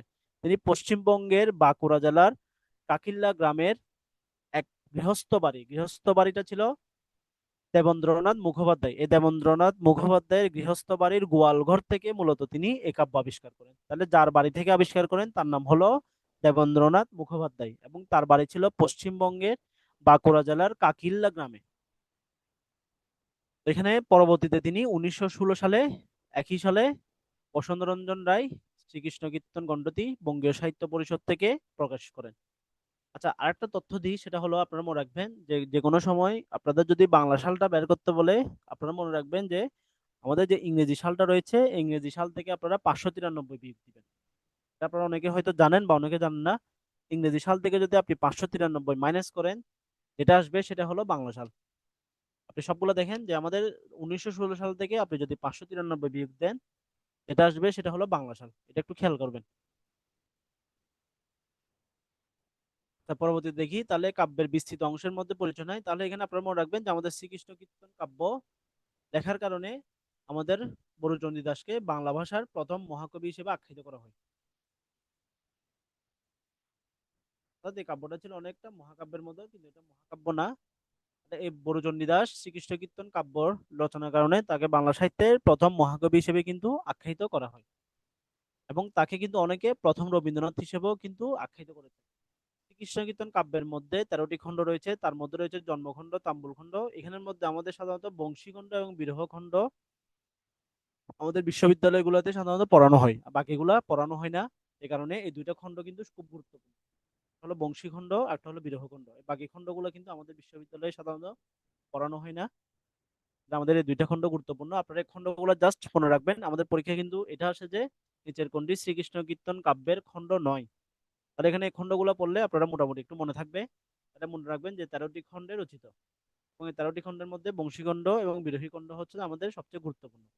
প্রথম খণ্ডের নাম হলো জন্মখণ্ড আর সর্বশেষ খণ্ডের নাম হলো বিরহ খণ্ড। অর্থাৎ রাধা এবং কৃষ্ণের জন্মের মাধ্যমে শ্রীকৃষ্ণ কীর্তন কাব্য শুরু হচ্ছে এবং কৃষ্ণের বৃন্দাবন থেকে মথুরাই অর্থাৎ নৌকা যুগে যমুনা নদী পার হয়ে মথুরাই গমনের মাধ্যমে মূলত আমাদের শ্রীকৃষ্ণ কীর্তন কাব্যটা সমাপ্তি। একটু খেয়াল রাখতে হবে। আমরা কাব্যের কাহিনী আমাদের তেমন গুরুত্বপূর্ণ না, এই কারণে আমরা এটা চাচ্ছি না, কারণ আমাদের ক্লাসটা অনেক বড়। আমরা একটু দ্রুত আগে রচনাকাল এখানে ডক্টর মোহাম্মদ শহীদুল্লাহ বলেছেন 1400, দেখেন এখানে কিন্তু উনি কম বলেছেন 1400 সাল, আর বাকিদের মধ্যে হচ্ছে 1450 থেকে 1500 সাল। এবং এই কাব্যের চরিত্র হলো প্রধানত তিনটা তিনটা প্রধান চরিত্রের উপর ভিত্তি করে এই কাব্যটা রচিত। একটা হচ্ছে রাধা কৃষ্ণ এবং তাদের দূত হিসেবে বড়াই, এই তিনটা চরিত্রের নাম মনে রাখবেন। এই বড়াই চরিত্রটা হলো তাদের প্রেমের দূত, অর্থাৎ রাধা এবং কৃষ্ণের প্রেমটা সংগঠিত করেছেন বা প্রেমটা গড়ে তুলেছেন তিনি হলেন বড়াই। বড়াই সম্পর্কে হচ্ছে রাধার যেটা নানি বলা হয়, রাধার নানি। এরপর আমরা জন্ম টন্ম এগুলো আমাদের এত ইম্পর্টেন্ট না, গুরুত্বপূর্ণ না। এগুলো যারা বিসিএস পরীক্ষা দিবে যারা বাংলা সাহিত্যে তাদের জন্য গুরুত্বপূর্ণ, এই কারণে আমি এদিকে আর যাচ্ছি না। আমরা পরবর্তীতে বৈষ্ণব সাহিত্যে চলে যাচ্ছি। আমাদের মধ্যযুগের শ্রেষ্ঠ নিদর্শন বা শ্রেষ্ঠ ধারা বা ফসল বলা হয় বৈষ্ণব সাহিত্যকে। মধ্যযুগের শ্রেষ্ঠ নিদর্শন বা শ্রেষ্ঠ ফসল বলা হয় কাকে? বৈষ্ণব সাহিত্যকে। এবং এই বৈষ্ণব সাহিত্যগুলোকে মধ্যযুগের গীতিকবিতা হিসেবে আখ্যায়িত করা হয়। অর্থাৎ আপনারা দেখেন যে আমাদের বড় চণ্ডীদাস শ্রীকৃষ্ণ কীর্তন যে কাব্যটা রচনা করেছেন, এই কাব্যটার ভাষা ছিল, এই কাব্যটা ছিল মূলত হিন্দু ধর্মের রামায়ণের কাহিনীর উপর ভিত্তি করে এই কাব্যটা রচনা করা হয়েছে। তো পরবর্তীতে আমাদের শ্রী চৈতন্য দেব নামে একজন সাহিত্যিক বা একজন ব্যক্তির, উনি সাহিত্যিক না, একজন ব্যক্তির আবির্ভাব ঘটেছে এবং তার প্রভাবে বাংলা সাহিত্যের মধ্যে বৈষ্ণব ধর্মের একটা ব্যাপক বিস্তার লাভ করেছিল। এখন প্রশ্ন হলো, এই বৈষ্ণব সাহিত্য বা বৈষ্ণব ধর্মটা আসলে কি? বৈষ্ণব সাহিত্যটা বুঝতে গেলে আপনাদেরকে বুঝতে হবে শ্রীকৃষ্ণ কীর্তন সম্পর্কে। আমরা জানি যে শ্রীকৃষ্ণ কীর্তনের দুইটা চরিত্র, একটা হলো কৃষ্ণ এবং রাধা। তো শ্রীকৃষ্ণ কীর্তনের মধ্যে এখানে রাধার চেয়ে কিন্তু কৃষ্ণের চরিত্রটাকে অনেক বেশি হাইলাইট করা হয়েছে। আর বৈষ্ণব পদাবলীর মধ্যে কৃষ্ণর চেয়ে রাধার চরিত্রটাকে সবচেয়ে বেশি হাইলাইট করা হয়েছে। অর্থাৎ আমরা যদি একটা যমুনা নদী আঁকি, এই যমুনা নদীর মধ্যে, আচ্ছা আমি একটা চিত্রের মাধ্যমে আপনাদের এটা দেখাই, আপনারা বৈষ্ণব সাহিত্য যারা বাংলা সাহিত্যের না তারা মোটামুটি বুঝতে পারবেন। ধরেন আমি একদম, এটা একটা যমুনা নদী। আপনারা একটু খেয়াল করেন, এটা খুব মনোযোগ দিয়ে খেয়াল করেন, এই চিত্রটা কিন্তু এটা হলো যমুনা নদী।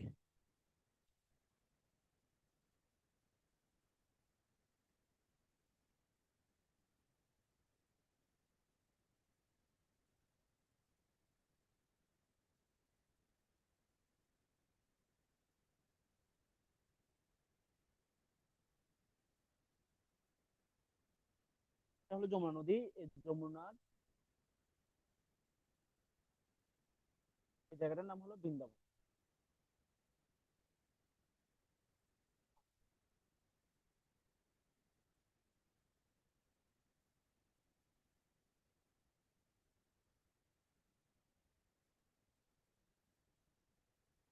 দেখতে পাচ্ছেন যে আমাদের যমুনা, একটু ভালো করে খেয়াল করুন, এখানে আমাদের দুইটা, এটা হলো যমুনা নদী। এই যমুনা নদীর নিচে হলো বৃন্দাবন আর এই পাশটা হলো মাথুরা। তো শ্রীকৃষ্ণ কীর্তনের কাহিনীটা, অর্থাৎ শ্রীকৃষ্ণ কৃষ্ণকে পাঠানো হয়েছিল মূলত মাথুরা রাজা ছিলেন, তার নাম ছিল কংস। এবং কংস সম্পর্কে শ্রীকৃষ্ণের মামা ছিল। তো কংসকে হত্যা করার জন্য স্বর্গ থেকে কৃষ্ণকে পৃথিবীতে পাঠানো হয়েছিল মাথুরা রাজা কংসকে হত্যা করার জন্য। কিন্তু শ্রীকৃষ্ণ কীর্তনের কাহিনী এখানে বর্ণনা করা হয়েছিল মূলত, এই কৃষ্ণ হচ্ছে মাথুরায় না গিয়ে সে হচ্ছে বৃন্দাবনে চলে আসে। অর্থাৎ কংস তার বোনের বিভিন্ন সন্তানকে, প্রায় 7টা সন্তানকে হত্যা করে পরবর্তী অষ্টম সন্তান শ্রীকৃষ্ণ, ওনাকে কি করে, ওই কংস থেকে রক্ষা করার জন্য তাকে বৃন্দাবনে পাঠিয়ে দেয়। এই বৃন্দাবনে পাঠানো থেকে মূলত শ্রীকৃষ্ণ কীর্তন কাব্যের কাহিনীগুলো বর্ণনা করা হয়েছে এবং এই কাব্যের কাহিনী বৃন্দাবন কেন্দ্রিক। তো পরবর্তীতে বৃন্দাবন থেকে, অর্থাৎ আমাদের যে জন্মখণ্ড আমরা যেটা দেখলাম, এই জন্মখণ্ড হলো শ্রীকৃষ্ণ কীর্তনের বৃন্দাবনের জন্মের কাহিনী নিয়ে রচিত। এখান থেকে শেষটা হচ্ছে বিরহখণ্ড, অর্থাৎ বৃন্দাবন থেকে পরবর্তীতে শ্রীকৃষ্ণ কীর্তনের মাথার মধ্যে আসলো যে তাকে কিন্তু পৃথিবীতে এই কাজগুলো করার জন্য তাকে পাঠানো হয় নাই, তাকে মূলত পাঠানো হয়েছে মাথুরায় কংসকে হত্যা করার জন্য। এটা যখন তার ভাবের মধ্যে উদয় হয়েছিল তখন সে বৃন্দাবন থেকে ছেড়ে মাথুরায় গমন করেন। এর মাধ্যমে কিন্তু আমাদের বিরহখণ্ড এবং শ্রীকৃষ্ণ কীর্তন শেষ হচ্ছে। তো পরবর্তীতে বৃন্দাবন থেকে যখন মাথুরায় গমন করে, তাহলে রাধার মনে যে বিরহ, সেই বিরহের উপর ভিত্তি করে কিন্তু রচনা করা হচ্ছে এই বৈষ্ণব পদাবলী কবিতাগুলো। অর্থাৎ বৈষ্ণব পদাবলী রচনা করা হচ্ছে কৃষ্ণের বৃন্দাবন থেকে মাথুরায় গমনের পরে রাধার মনের যে বিরহ, রাধার মনের যে আক্ষেপ, রাধার মনের যে অনুভূতি, রাধার মনের যে অনুরাগ, এই অনুরাগ গুলা নিয়ে, এই অনুরাগের চিত্র নিয়ে মূলত বৈষ্ণব পদাবলী সাহিত্য রচনা করা হচ্ছে। তার মানে বৈষ্ণব সাহিত্য মানে হচ্ছে রাধা কেন্দ্রিক সাহিত্য, এখানে কৃষ্ণের উপস্থিতি হচ্ছে সবচেয়ে কম। শ্রীকৃষ্ণ কীর্তনে হচ্ছে কৃষ্ণের উপস্থিতি বেশি, রাধার উপস্থিতি কম। এটা ছিল আমাদের দুইটার মধ্যে বেসিক পার্থক্য। আপনারা কি বুঝতে পেরেছেন কিনা আমাকে একটু কাইন্ডলি বলেন, তাহলে আমি পরে আগাবো।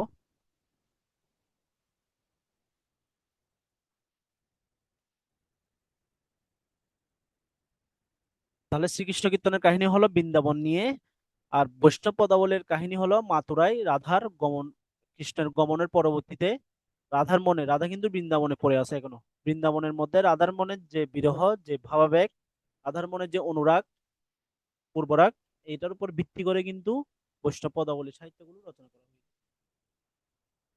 তাহলে এই পদাবলী সাহিত্যের ক্ষেত্রে আমাদের পরীক্ষার মধ্যে আসে বাঙালি কবি জয়দেবকে সাধারণত বৈষ্ণব পদাবলীর প্রথম পদকর্তা বা প্রথম পদকর্তা হিসেবে আখ্যায়িত করা হয়। তবে তার রচিত পদগুলো ছিল সাধারণত সংস্কৃত ভাষায়। এই কারণে তাকে কিন্তু বাংলা ভাষার প্রথম বৈষ্ণব কবি হিসেবে বলা হয় না। এছাড়া বৈষ্ণব পদাবলীর জনক হিসেবে বিদ্যাপতি তাকে আখ্যায়িত করা হয়, কারণ বিদ্যাপতির ভাষার সাথে বাংলা ভাষার সামান্য সাদৃশ্য রয়েছে এবং পূর্ণাঙ্গ বাংলা ভাষায় যিনি বৈষ্ণব রচনা করেন তিনি হলেন চণ্ডীদাস। তাহলে তিনটা তথ্য কিন্তু মনে রাখতে হবে এবং এই তিনটা তথ্যে কিন্তু কনফিউশন হওয়া যাবে না। তাহলে প্রথম বৈষ্ণব কবি ছিলেন তিনি হলেন জয়দেব।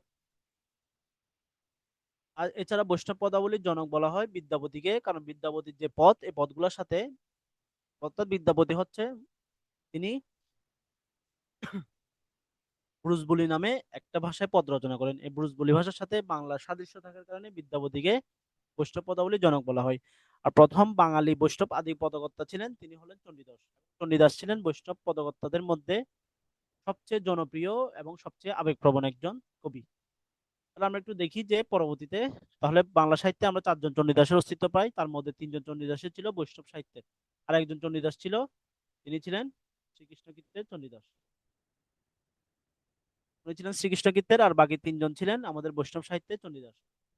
তাহলে বিদ্যাপতির পর বিদ্যাপতি এবং চণ্ডীদাস মূলত এই দুইজনই ছিল আমাদের বৈষ্ণব সাহিত্যের অন্যতম শ্রেষ্ঠ কবি, এবং তাদের যে ভাবশিষ্য, বিদ্যাপতির ভাবশিষ্য ছিল গোবিন্দ দাস, আর গোবিন্দ দাস চণ্ডীদাসের ভাবশিষ্য ছিল জ্ঞান দাস। অর্থাৎ বিদ্যাপতি যে ভাষায় ব্রজবুলি ভাষায় কবিতা লিখতেন সে একই ধারা অবলম্বন করে কবিতা লিখেছেন, তিনি ছিলেন গোবিন্দ দাস। আর চণ্ডীদাসের ধারাকে অবলম্বন করেছেন জ্ঞান দাস। এই চারজনেই মূলত আমাদের বৈষ্ণব সাহিত্যের শ্রেষ্ঠ কবি। তাহলে এই চারজনের কথা কিন্তু আপনারা মনে রাখবেন, এবং আপনাদের পরীক্ষার মধ্যে কিন্তু এই চারজনের তথ্যই কিন্তু সবচেয়ে বেশি আসে। একটা হলো বিদ্যাপতি, চণ্ডীদাস, গোবিন্দ দাস এবং জ্ঞান দাস। এবং পরীক্ষায় আসে কে কার ভাব শিষ্য। তাহলে মনে রাখবেন যে বিদ্যাপতির ভাব শিষ্য ছিলেন গোবিন্দ দাস, কারণ গোবিন্দ দাস ব্রজবুলি ভাষায় পদ রচনা করেন। একইভাবে চণ্ডীদাসের ভাব শিষ্য ছিলেন জ্ঞান দাস। জ্ঞান দাস হচ্ছে বাংলা ভাষায় পদ রচনা করেন। এগুলো একটু খেয়াল রাখতে হবে। এছাড়াও আমাদের একটা ভাষা রয়েছে, সেটা হলো ব্রজবুলি ভাষা। এই ব্রজবুলি ভাষাটা হলো এক ধরনের কৃত্রিম উপভাষা, অর্থাৎ এই ভাষায় কিন্তু কথা বলা হতো না, এই ভাষায় শুধু শুধু সাহিত্য রচনা করা হইতো। এবং এই ভাষাটা হচ্ছে যে মৈথিল এবং বাংলা ভাষার মিশ্রণে এই ভাষাটা রচনা করা হয়েছে। তাহলে আমরা শুরুর দিকে বলেছিলাম যে বিদ্যাপতিকে কেন আদি জনক বলা হয়, কারণ বিদ্যাপতি ছিল সম্পূর্ণ বাংলা ভাষায় কিন্তু তিনি পদ রচনা করেন নাই, তিনি হচ্ছেন আংশিক বাংলায় পদ রচনা করেন।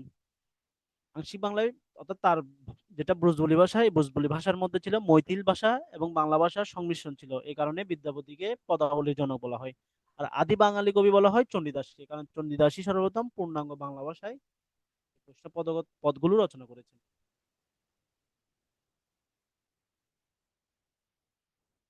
তারপর আমরা একটু দেখি পরবর্তীতে এখানে আমাদের কিছু তথ্য দেওয়া আছে, সেটা হলো আমাদের বাংলা সাহিত্যের মোট 8 প্রকারের মতো 9 প্রকারের মতো রস রয়েছে, তার মধ্যে 5টা রসের অস্তিত্ব কিন্তু বৈষ্ণব পদাবলীতে রচিত। তার মধ্যে সবচেয়ে বেশি রস রয়েছে সেটা হলো মধুর রস, এবং এই মধুর রসটি বৈষ্ণব পদাবলীতে সিংহারস, আমাদের যে সিংহারস এই সিংহারসটা বৈষ্ণব পদাবলীতে মধুর রস নামে পরিচিত লাভ করেছে। প্রধান রস হচ্ছে মধুর রস। তাহলে প্রধান সংকলক বাবা বাবা আউল মনোহর দাস। এটা আমাদের তেমন ইম্পর্টেন্ট না, আপনাদের হচ্ছে এই তথ্যগুলো ইম্পর্টেন্ট, সেটা হলো কে কোন পদটা রচনা করেছেন। যেমন আমাদের এখানে বৈষ্ণব পদাবলীর মধ্যে অনেকগুলো পদ ছিল যেগুলো খুব গুরুত্বপূর্ণ। তার মধ্যে রয়েছে বিদ্যাপতির পদ, যেমন বিদ্যাপতি বলেছেন এসকে হামারি দুঃখের নাহিয়র এই ভরাবাদর মাহবাদর শূন্য মন্দির মোর। তাহলে এটা দেখা যাচ্ছে যে এটা বাংলা ভাষায় রচিত না, এটা হলো একটা ব্রজবুলি ভাষায় রচিত। এই পদটা রচিত হলো বিদ্যাপতি। এটা সবচেয়ে বেশি পদ যিনি রচনা করেছেন সবচেয়ে গুরুত্বপূর্ণ সেটা হলো চণ্ডীদাস। এই চণ্ডীদাসের পদগুলো কিন্তু খুব গুরুত্বপূর্ণ, যেমন এটা কিন্তু আমাদের 47তম বিসিএস এর মধ্যে এটা এসেছে যে এমন প্রীতি কবু নাহি দেখি শুনি পরাণে পরাণ বান্দা আপনা আপনি। এই পদটা কার রচিত? এটা কিন্তু 47তম বিসিএস এর মধ্যে এসেছে। আর এই পদটা হলো বিদ্যাপতি চণ্ডীদাসের রচিত। তাহলে সই কেমন ধরিব হিয়া আমার বধুয়া আন বাড়ি যায় আমার আঙিনা দিয়া। সই কে বা শুনাইলো শ্যামনাম শুনয় মানুষ ভাই সবার উপরে মানুষ সত্য তাহার উপরে নাই। এই পদগুলো রচিত হচ্ছে কে? এই পদগুলো রচিত হচ্ছে চণ্ডীদাস। তাহলে আমাদের এই পদগুলোর নাম একটু মনে রাখতে হবে। এছাড়াও জ্ঞানদাসের একটা পদ রয়েছে যেটা খুব বিখ্যাত, সেটা হলো রূপ লাগি আখি জুড়ে গুণমন ভুর প্রতি অঙ্গ লাগিবুরে প্রতি অঙ্গ মোর হিয়ার পরশ লাগি হিয়া মোর কান্দে পরাণ প্রীতি নাহি তীর নাহি বান্ধে। এটা হচ্ছে আমাদের জ্ঞানদাসের রচিত একটা পদ। তাহলে পদগুলো একটু মনে রাখতে হবে। এখানে সবচেয়ে বেশি পদ যেটা আসে সেটা হলো চণ্ডীদাসের।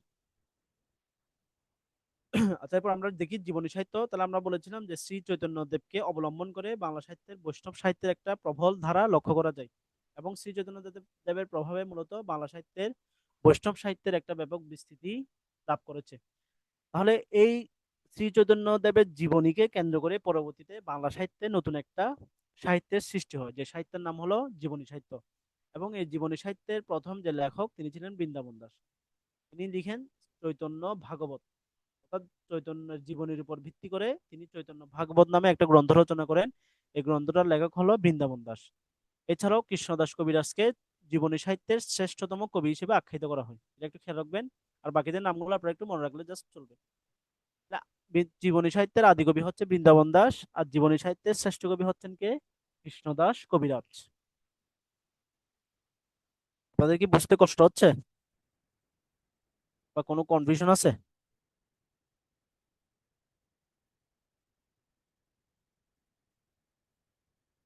একটু কাইন্ডলি জানান যে আপনাদের বুঝতে কষ্ট হচ্ছে কিনা তথ্যগুলো।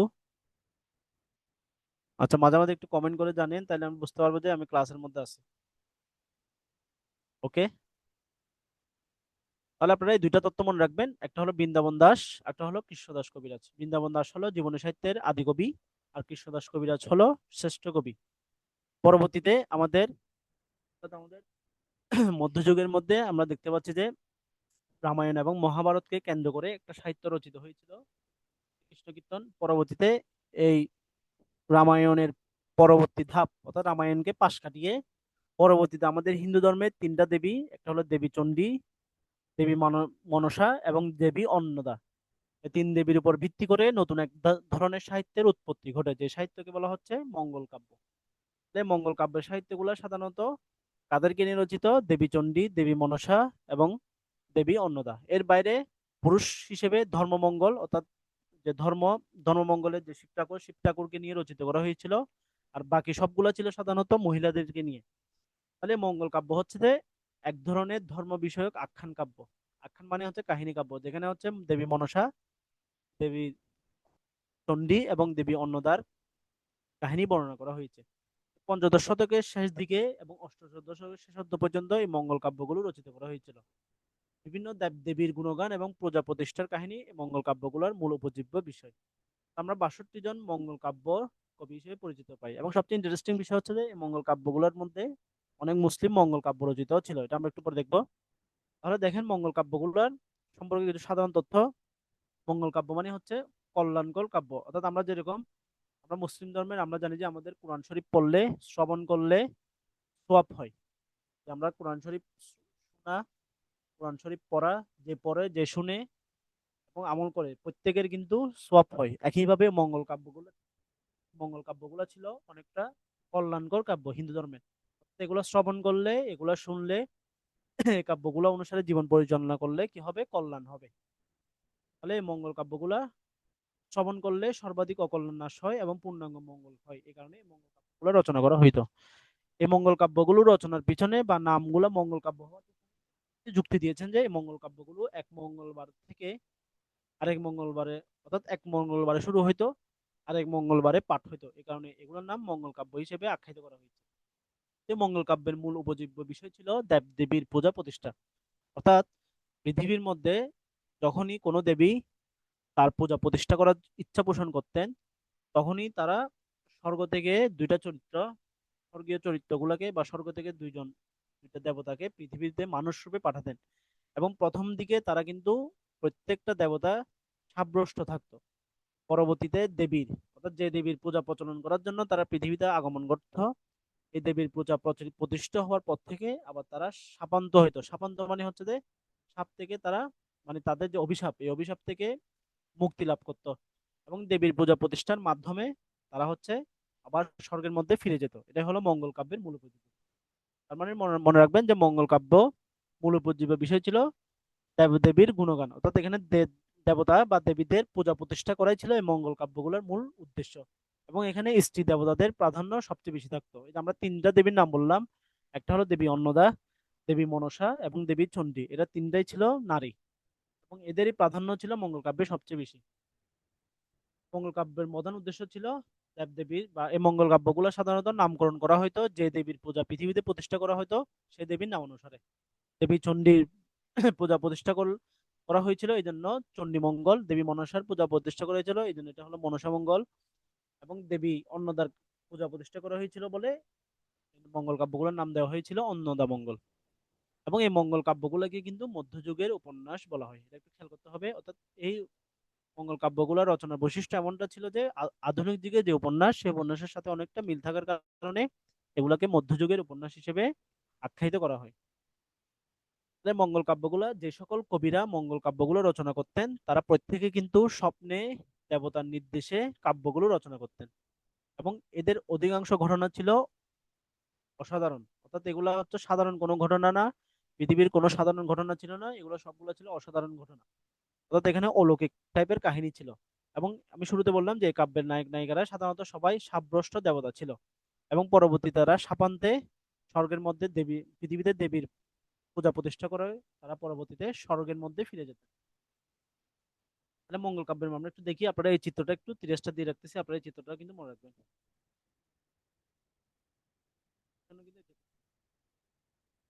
তাহলে আমাদের মঙ্গল কাব্যের প্রথম যে কাব্য সেটা হলো মনসা মঙ্গল কাব্য। এটা হলো দেবী মনসা পূজা প্রতিষ্ঠার উপর ভিত্তি করে এই মনসা মঙ্গল কাব্যটা রচনা করা হয়েছে। আপনারা অনেকে হয়তো বেহুলা এবং লক্ষিন্দরের কাহিনী জানেন, যে বেহুলা লক্ষিন্দরকে সাপ কামড়ে পরবর্তীতে তাকে ভেলায় ভাসিয়ে রাখা হয়েছিল। পরবর্তীতে বেহুলা, নারী চরিত্র বেহুলা, সে বেহুলার অদম সাহস এবং অদম ইচ্ছা শক্তির মাধ্যমে লক্ষিন্দরের জীবন ফিরে পায়। এই কাহিনীটাই মূলত মনসামঙ্গল কাব্য থেকে নেওয়া হয়েছে। এবং এই মনসামঙ্গল কাব্যের আপনারা এই আদিকবি, রচয়িতাগণ এবং প্রধান চরিত্র, এই চারটা বিষয় কিন্তু মনে রাখবেন।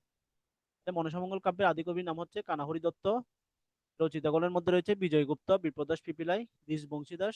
আপনারা এই দুইটা নাম মনে রাখবেন, একটা হলো বিজয়গুপ্ত, একটা হলো বিপ্রদাস পিপিলাই। এবং আদিকবির নামটা কিন্তু পরীক্ষার জন্য মনে রাখতে হবে। তাহলে এই কাব্যের প্রধান চরিত্র ছিল চাঁদ সওদাগর, বেহুলা, লক্ষিন্দর এবং দেবী মনসা। তাহলে চাঁদ সওদাগর ছিল শিব ভক্তের একজন পূজারী, অর্থাৎ সে শিবের পূজা করত। কিন্তু দেবী মনসা চেয়েছিল পৃথিবীতে চাঁদ সওদাগরের মাধ্যমে পূজা প্রতিষ্ঠা লাভ করার জন্য। এর কারণে চাঁদ সওদাগরকে সে প্রস্তাব দেয় যে পৃথিবীতে তার পূজা প্রতিষ্ঠা করতে। কিন্তু চাঁদ সওদাগর ছিল এক জেদি এবং একরূপা, সে কিন্তু শিবের কিন্তু পূজা করে, সে কিন্তু দেবী মনসার পূজা করেনি। এবং তার সাপ দেবী মনসার সকল কিছু সে অস্বীকার করে। পরবর্তীতে এটাতে অখুশি হয়ে দেবী মনসা তার সকল জাহাজ এবং সকল পুত্র সন্তানকে মেরে ফেলে, সকল জাহাজ ডুবিয়ে দেয় এবং তার সকল পুত্র সন্তানকে সে মেরে ফেলে। তার শেষ পুত্র সন্তান ছিল লক্ষিন্দর, এই লক্ষিন্দরে বেঁচে ছিল। এবং দেবী মনসা অভিশাপ দিয়েছিল যে বাসর রাতে দেবী মনসা এসে তাকে কি করবে, তাকে হচ্ছে যে সাপের কামড়ে তাকে মেরে ফেলবে। তো চাঁদ সওদাগর কিন্তু এই তত্ত্বটা ভুলে যায়। পরবর্তীতে চাঁদ সওদাগর বেহুলার সাথে লক্ষিন্দরের বিয়ের একটা আয়োজন করে এবং বাসরাতে লোহার বাসরে কিন্তু এই শুকনো একটা ছিদ্র দিয়ে দেবী মনসা এই বাসরের মধ্যে প্রবেশ করে এবং প্রবেশ করে লক্ষিন্দরকে আক্রমণ করে তাকে হত্যা করে। পরবর্তীতে তার লোহার তার যে লোহার বাসর, এই লোহার বাসরটা একটা কলার ভেলাতে ভাসিয়ে দেয়। সাথে সাথে বেহুলাও কিন্তু তার সাথে চলতে থাকে। পরবর্তীতে একজন পুরোহিত বা পণ্ডিতের মাধ্যমে তার জীবন ফিরে পায় এবং নৃত্যের মাধ্যমে মনসাকে সন্তুষ্ট করে। এই সন্তুষ্টির মাধ্যমে মনসা লক্ষিন্দরের জীবন ফিরিয়ে দেয়। এবং বেহুলাকে মনসা অঙ্গীকার করে, বা বেহুলাকে মনসা বলে যে তার পূজা প্রতিষ্ঠা করার জন্য চাঁদ সওদাগরের মাধ্যমে, এভাবে চাঁদ সওদাগরের মাধ্যমে বেহুলা বুঝিয়ে চাঁদ সওদাগরকে তার পূজা প্রতিষ্ঠা করেন এবং এর মাধ্যমে মনসার পূজা প্রতিষ্ঠা হয় পৃথিবীতে। পরবর্তীতে তারা দুজনই আবার স্বর্গের মধ্যে ফিরে যান। এটাই ছিল মনসা মঙ্গল কাব্যের কাহিনী। এরপরে যে আমাদের চণ্ডীমঙ্গল, এই চণ্ডীমঙ্গল কাব্যের আদিকবি ছিলেন মানিক দত্ত। তাহলে মানিক দত্ত এবং মুকুন্দরাম চক্রবর্তী, এই যে ওনার নামটা আপনারা সবসময় মনে রাখবেন। উনি ছিলেন কাব্যের শ্রেষ্ঠ কবি এবং মধ্যযুগের শ্রেষ্ঠ কবি, এবং তাকে মধ্যযুগের ঔপন্যাসিক বলা হয়। এটা একটু খেয়াল করবেন যে মধ্যযুগের ঔপন্যাসিক বলা হয় মুকুন্দরাম চক্রবর্তীকে। এখানে প্রধান চরিত্র ছিল কালকেতু, ফুল্লুরা, ধনপতি, ভারদত্ত। এই ভারদত্ত চরিত্র ছিল মধ্যযুগের অন্যতম ষড়যন্ত্র একটা চরিত্র। তো কালকেতু এবং ফুল্লুরার কাহিনীর উপর ভিত্তি করে মুকুন্দরাম চক্রবর্তী কালকেতু ফুল্লুরা নামে একটা চণ্ডীমঙ্গল কাব্য রচনা করেন এবং এর মাধ্যমে চণ্ডী দেবীর পূজা প্রতিষ্ঠা হয়। এবং সর্বশেষ মঙ্গল কাব্যের নাম ছিল অন্নদা মঙ্গল কাব্য, যেটা লেখক হচ্ছেন ভারতচন্দ্র রায়গুণাকর। এবং ভারতচন্দ্র রায়গুণাকরকে মধ্যযুগের শেষ কবি বলা হয়। এই কাব্যের দুইটা বিখ্যাত চরিত্র, একটা হলো দেবী অন্নদা, একটা হলো ঈশ্বরী পাটনি। আপনারা হয়তো অনেকেই এই শব্দটা শুনেছেন যে আমার সন্তান যেন থাকে দুধে ভাতে। এই যে এই লাইনটা কিন্তু ঈশ্বরী পাটনি দেবী অন্নদাকে বলেছেন, আমার সন্তান যেন থাকে দুধে ভাতে। তো দেবী অন্নদাকে যখন নৌকা পার করে দিচ্ছেন, তখন নৌকার এটা আসলে এই যে আমি এদিকে যাইতে পারবো না, কারণ এগুলো হচ্ছে আমাদের যে হিন্দু ধর্মে রয়েছে, এই হিন্দু ধর্মের পৌরাণিক কাহিনীর উপর ভিত্তি করে। হিন্দু ধর্মের যে পৌরাণিক কাহিনী, এই পৌরাণিক কাহিনীর মধ্যে কিন্তু অনেক কিছু বাস্তব, অনেক কিছু রয়েছে। এখন এটা বাস্তবিক না কাল্পনিক, এটা আসলে যেহেতু এটা সাহিত্য রচিত হয়েছে, নিশ্চয়ই এরকম কোনো কিছু ছিল, বা নাও থাকতে পারে। এটা আমি ওই ওই দিকে যাবো না আর কি। বুঝতে পেরেছেন? প্রত্যেকেরই তো ধর্ম বিশ্বাস আছে।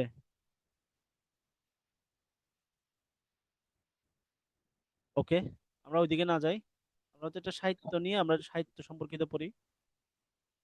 তারপরে ভারতচন্দ্র রায়গুণাকর ওনার যে চরিত্রগুলো, এই চরিত্রগুলো একটু মনে রাখবেন। তাহলে আমাদের কিছু বিখ্যাত উক্তি রয়েছে, যেমন পিপীলিকার পক্ষী গজায় মরিবার তরে, কাহার ষোড়শী কন্যা আনিয়াছ ঘরে, বামন হইয়া চাঁদ বাড়াইলা শশী, আখেটির ঘরে শুভা পাইবে উর্বশী। এটা হচ্ছে চণ্ডীমঙ্গল কাব্যের একটা বিখ্যাত লাইন, যেটা লেখক যেটা বলেছেন হচ্ছে ফুল্লুরা কালকেতুকে। ফুল্লুরা কালকেতুকে উদ্দেশ্য করে মূলত এই লাইনটা বলেছেন, যে পিপীলিকার বক্ষী গজায় মরিবার তরে, কাহার ষোড়শী কন্যা আনিয়াছ ঘরে, বামন হইয়া চাঁদ বাড়াইলা শশী, আখেটির ঘরে শুভা পাইবে উর্বশী। হলো চণ্ডীমঙ্গল কাব্যের একটা বিখ্যাত উক্তি। আপনারা এই উক্তিগুলো কিন্তু মনে রাখবেন, আমাদের পরীক্ষায় কিন্তু উক্তি থেকে অনেকগুলো প্রশ্ন আসে। আমার সন্তান যেন থাকে দুধে ভাতে, তাহলে এটা হচ্ছে অন্নদামঙ্গল কাব্যের একটা উক্তি, যেটা ভারতচন্দ্র রায়গুণাকর অন্নদামঙ্গল কাব্যের মধ্যে বলেছেন। এই উক্তিটা বলেছেন মূলত ঈশ্বরী পাটনী দেবী অন্নদাকে উদ্দেশ্য করে। অর্থাৎ দেবী অন্নদা যখন নদী পার হচ্ছেন, তখন ঈশ্বরী পাটনী কিন্তু তাকে নৌকার মাধ্যমে তাকে নদী পার করে দিয়েছেন। তো তার আচরণে খুশি হয়ে অন্নদা তার কাছে বর চাইতে বললেন। তো ঈশ্বরের পাটনি তার কাছে কিন্তু ধন সম্পদ, ধন দৌলত কিছু না আছে, চাইলেন যে যে আমার সন্তান যেন থাকে দুধে ভাতে। সন্তানের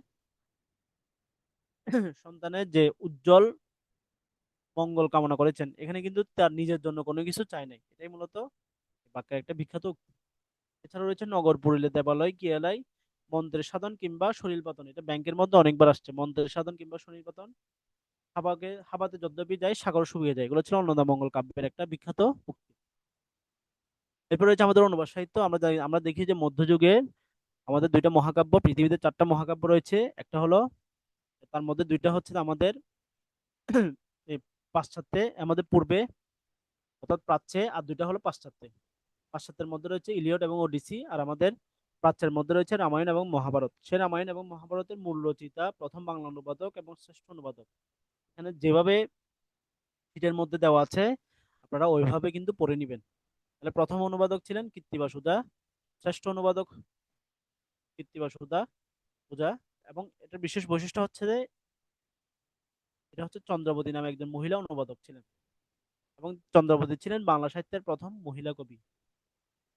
এরপর রয়েছে আমাদের মহাভারত কৃষ্ণ দ্বৈপায়ন বেদব্যাস রচনা করেন। এটার প্রথম অনুবাদক ছিলেন গোবিন্দ পরমেশ্বর, এবং শ্রেষ্ঠ অনুবাদক ছিলেন কাশিরাম দাস। এটা হচ্ছে ষোড়শ থেকে অনুদিত। এখানে একটা বিষয় খেয়াল করবেন, সেটা হলো আমাদের যে রামায়ণ, এই রামায়ণটা হচ্ছে কৃত্তিবাস সুধা কিন্তু সম্পূর্ণভাবে অনুবাদ করেন, কিন্তু মহাভারতটা কিন্তু সম্পূর্ণভাবে কেউ অনুবাদ করতে পারে নাই। এখানে বিভিন্ন জন বিভিন্ন অংশ কিন্তু অনুবাদ করেছেন। তাহলে প্রথম বাংলা অনুবাদক ছিলেন গোবিন্দ পরমেশ্বর, শ্রেষ্ঠ অনুবাদক ছিলেন কাশিরাম। আচ্ছা, এবার আমরা একটু দেখি। তাহলে এতক্ষণ পর্যন্ত আমরা যে সাহিত্যগুলো সম্পর্কে আলোচনা করেছিলাম, এই সাহিত্যগুলো ছিল সবগুলো আমাদের যে হিন্দু ধর্ম, এই হিন্দু ধর্ম কেন্দ্রিক। পরবর্তীতে এই হিন্দু ধর্মের বাইরে গিয়ে আমাদের মুসলিম কবিরা সাহিত্য রচনার দিকে মনোনিবেশ করেন, এবং তারা বাংলা সাহিত্যে নতুন যে সাহিত্যের ধারা সৃষ্টি করেন, সেই সাহিত্যকে মূলত বলা হয় রোমান্টিক প্রণয় উপাখ্যান। এটা একটু খেয়াল করতে হবে। তাহলে রোমান্টিক প্রণয় উপাখ্যানগুলো কাদের মাধ্যমে রচিত? রোমান্টিক প্রণয় উপাখ্যানগুলো হচ্ছে যে মুসলিম সাহিত্যিকদের মাধ্যমে রচিত, এবং এগুলো ছিল মুসলিম সাহিত্যিকদের রচিত এক ধরনের সাহিত্য, যেগুলো হচ্ছে মুসলমানদের যে বিখ্যাত চরিত্র, আমাদের ধর্মীয় যে চরিত্রগুলো, এই চরিত্রগুলোর উপর ভিত্তি করে এবং মুসলিম ধর্মের নানা ধরনের কাহিনীর উপর ভিত্তি করে মূলত এই রোমান্টিক প্রণয় উপাখ্যানগুলো রচনা করা হয়েছে, এবং এদের অধিকাংশই ছিল অনুদিত কাব্য। তাহলে রোমান্টিক প্রণয় উপাখ্যান কাব্যের প্রথম যে কবিতা, সেটা ছিল কাব্য, সেটার নাম ছিল ইউসুফ জুলেখা। এটা রচনা করেন শাহ মোহাম্মদ সগির। অর্থাৎ এই ইউসুফ জুলেখা কাব্যের রচয়িতা ছিলেন শাহ মোহাম্মদ সগির। তাই শাহ মোহাম্মদ সগির তিনি পৃষ্ঠপোষকতা লাভ করেছেন গিয়াসউদ্দিন আজম শাহ। এই যে একটু আগে একজন প্রশ্ন করেছিল যে সুলতানি সুলতানের সময় বাংলা সাহিত্য ভালো সম্প্রসারিত হয়, তাহলে শাহ মোহাম্মদ সগির হচ্ছে, এখানে অপশন যদি আলাউদ্দিন হোসেন শাহ থাকে তাহলে আলাউদ্দিন হোসেন শাহ দিতে হবে, আর যদি আলাউদ্দিন হোসেন শাহ না থাকে তাহলে শাহ মোহাম্মদ সগির দিতে হবে। সগিরের মাধ্যমে কিন্তু আমাদের শুরুটা সৃষ্টি হচ্ছে, এটা একটু খেয়াল রাখতে হবে। এটা আমরা দেখি 16 শতকে আমাদের রোমান্টিক প্রণয় প্রকাশ দ্বারা শ্রেষ্ঠ শতক এই সময়কালে দৌলতুদ্দি বাহরাম খাঁ তিনি লাইলি মজনু কাব্য রচনা করেন। এছাড়া মোহাম্মদ কবির মধুমালতী, সাবরিদ খান, হানিফা কয়রাপরি, বিদ্যাসুন্দর এবং দুনাগাজী চৌধুরী তিনি লিখেন সয়ফুলমূলক বদিউজ্জামান। এরপর আমরা দেখি যে 17 শতক, এই 17 শতকে শেষ খ্যাতনামা কবি ছিলেন, তিনি ছিলেন আলাউল। আলাউল হচ্ছে অনেকগুলো কাব্য রচনা করেন, তার মধ্যে রয়েছে পদ্মাবতী, সপ্তবয়কর, এছাড়া সতী ময়না, লুলোচন্দানী, তারপর খুরশিমা টাকুর লিখেন চন্দ্রবতী। তাহলে আপনারা জাস্ট এগুলো একটু নাম মনে রাখলে হবে, আপনাদের এনটিআরসির জন্য কিন্তু এই বিশ্লেষণগুলো লাগবে না। এই কারণে আমি হচ্ছে বিশ্লেষণ নিয়ে এসেছি না, আপনারা জাস্ট কবিতাগুলোর নাম মনে রাখলে। এরপর আমাদের সর্বশেষ মধ্যযুগে, সেটা হলো লোক সাহিত্য। আমরা বলেছিলাম যে লোক সাহিত্যগুলা মুখে মুখে প্রচলিত ছিল, এগুলা লিখিত কোনো রূপ ছিল না। লিখিত সাহিত্যই মূলত লোক সাহিত্য ছিল, এবং এই লোক সাহিত্যগুলার কিন্তু প্রাচীন যুগের আগেও কিন্তু লোক সাহিত্যগুলোর অস্তিত্ব ছিল। লোক সাহিত্যের প্রাচীনতম যে সৃষ্টি তাকে বলা হয় ছড়া, এবং এই ছড়াতে কিন্তু ছন্দ ব্যবহার করতে হতো, এই ছন্দের নাম হলো স্বরবৃত্ত ছন্দ। তাহলে এই ছড়া কিন্তু একক কোনো ব্যক্তির সৃষ্টি ছিল না, একক কোনো ব্যক্তির সৃষ্টি ছিল না, এগুলো কিন্তু সামষ্টিক ভাবে সমাজের মধ্যে কিন্তু এই ছড়াগুলোর উৎপত্তি লাভ করে। ছড়ার মধ্যে সাধারণত রসের প্রাধান্য পায়, সেটা হলো স্বরবৃত্ত ছন্দ। এই কারণে ছড়াকে এই ছড়ার ছন্দকে অনেকে স্বরবৃত্ত ছন্দ হিসেবে আখ্যায়িত করেছেন। এরপর আমরা একটু দেখি যে আমাদের বাংলা সাহিত্যে যে লোকগীতিগুলো রয়েছে, এই লোকগীতিগুলোকে সাধারণত তিন ভাগে বিভক্ত করা যায়। একটা হলো নাথ গীতিকা, একটা হলো ময়মনসিংহ গীতিকা, যদি এখানে নামটা একটু ভুল আছে, ময়মনসিংহ। এরপর রয়েছে আমাদের পূর্ববঙ্গ গীতিকা। তাহলে নাথ গীতিকাগুলো সংগ্রহ করেন তিনি হলেন রাজা জর্জ গিয়ারসন। তিনি 1778 সালে রংপুরের বিভিন্ন অঞ্চলের মুসলমানদের কাছ থেকে কিন্তু তিনি নাথ গীতিকাগুলো সংগ্রহ করেন, এবং পরবর্তীতে এগুলোর নাম দেন মানিকচন্দ্র রাজার গান। এবং এর মাধ্যমে প্রকাশিত হয়ে তিনি কিন্তু ওই সময়কালে ভাইরাল হয়ে যান, এবং ভাইরাল হওয়ার মাধ্যমে তৎকালীন সময়ে মানুষ এই নাথ গীতিকা সম্পর্কে জানতে পারে, এবং এই নাথ গীতিকার উপর ভিত্তি করে পরবর্তীতে আমরা ময়মনসিংহ গীতিকা এবং পূর্ববঙ্গ গীতিকার উৎপত্তি লাভ করি। তাহলে আমাদের লোক সাহিত্যের ক্ষেত্রে আমরা গীতিকাগুলোর ক্ষেত্রে প্রথম যে গীতিকার আমরা উৎপত্তি পাই সেটা হলো নাথ গীতিকা।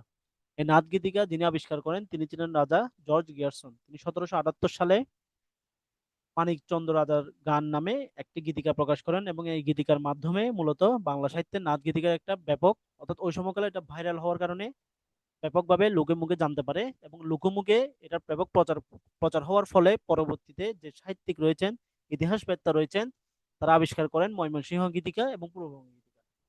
আমাদের সবচেয়ে গুরুত্বপূর্ণ হচ্ছে ময়মনসিংহ গীতিকা। ডক্টর দীনেশচন্দ্র সেনের ডক্টর দীনেশচন্দ্র সেনদের সরাসরি পৃষ্ঠপোষকতার মাধ্যমে বাংলাদেশের ময়মনসিংহ এবং আমাদের যে ময়মনসিংহ যে অঞ্চলগুলো রয়েছে, ময়মনসিংহ, শেরপুর, কিশোরগঞ্জ, এই অঞ্চলের মানুষ থেকে মূলত এই গীতিকাগুলো সংগ্রহ করা হয়েছে, এই জন্য গীতিকাগুলোর নাম দেওয়া হয়েছে পুরো ময়মনসিংহ গীতিকা। এই গীতিকাগুলোর কিছু সাধারণ বৈশিষ্ট্য ছিল, এই গীতিকাগুলোর অধিকাংশই ছিল আমাদের যে উপজাতি যে সম্প্রদায় ছিল, এই উপজাতি সম্প্রদায়ের মাধ্যমে রচিত, এবং তাদের জীবনের সামগ্রিক যে অবস্থা, সেই অবস্থাগুলাই কিন্তু এই গীতিকাগুলোর মধ্যে বর্ণনা করা হয়েছে। তাহলে এই গীতিকাগুলোর বেশিরভাগই ছিল উপজাতি এবং সমাজের নিম্ন স্তরের মানুষ, এবং এই গীতিকাগুলোর মধ্যে দেখা যায় যে মাতৃ বা মেয়েদের বা নারীদের প্রাধান্য ছিল সবচেয়ে বেশি। তাহলে আমাদের ময়মনসিংহ গীতিকাগুলো 1923 সালে তিনি প্রকাশ করেন। 23টি ভাষায় কিন্তু এই গীতিকাগুলো অনুদিত হয়, এই তথ্যটা কিন্তু মনে রাখবেন। আমাদের ময়মনসিংহ গীতিকা প্রকাশিত হয় কত সালে? 1923 সালে, এবং এই গীতিকাগুলো কিন্তু 23টি ভাষায় অনুদিত হয়। আচ্ছা, এই গীতিকাগুলোর মধ্যে গুরুত্বপূর্ণ রয়েছে, আচ্ছা এই গীতিকাগুলো সম্পাদনার কাজ সবচেয়ে বেশি করেন তিনি হলেন চন্দ্রকুমার দে। এখন পরীক্ষার মধ্যে কিন্তু ওরা ফাজলামি করে চন্দ্রকুমার দে এবং দীনেশ চন্দ্র সেন দুইজনের নাম দিয়ে দেয়। আপনাদের যদি প্রশ্ন করা হয় কার পৃষ্ঠপোষকতায় ময়মনসিংহ গীতিকাগুলো সংগ্রহ করা হয়েছিল, তখন উত্তর হবে ডক্টর দীনেশ চন্দ্র সেন। আর ময়মনসিংহ গীতিকার সংগ্রাহক কে, অর্থাৎ সবচেয়ে বেশি সংগ্রহ করেন কে, তখন উত্তর হবে চন্দ্রকুমার দে।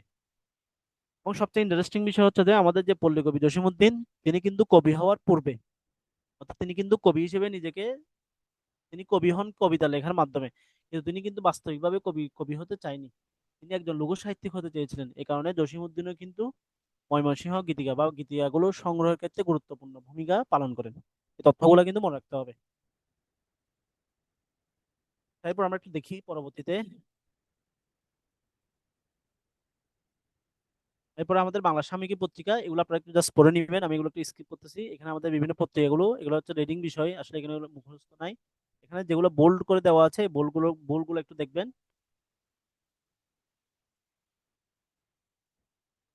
এগুলো একটু ভালো করে খেয়াল করতে হবে। আমাদের এখানে বিভিন্ন পত্রিকা রয়েছে, পত্রিকাগুলো আপনারা জাস্ট একটু রিডিং করলে মোটামুটি আপনাদের জন্য হয়ে যাবে।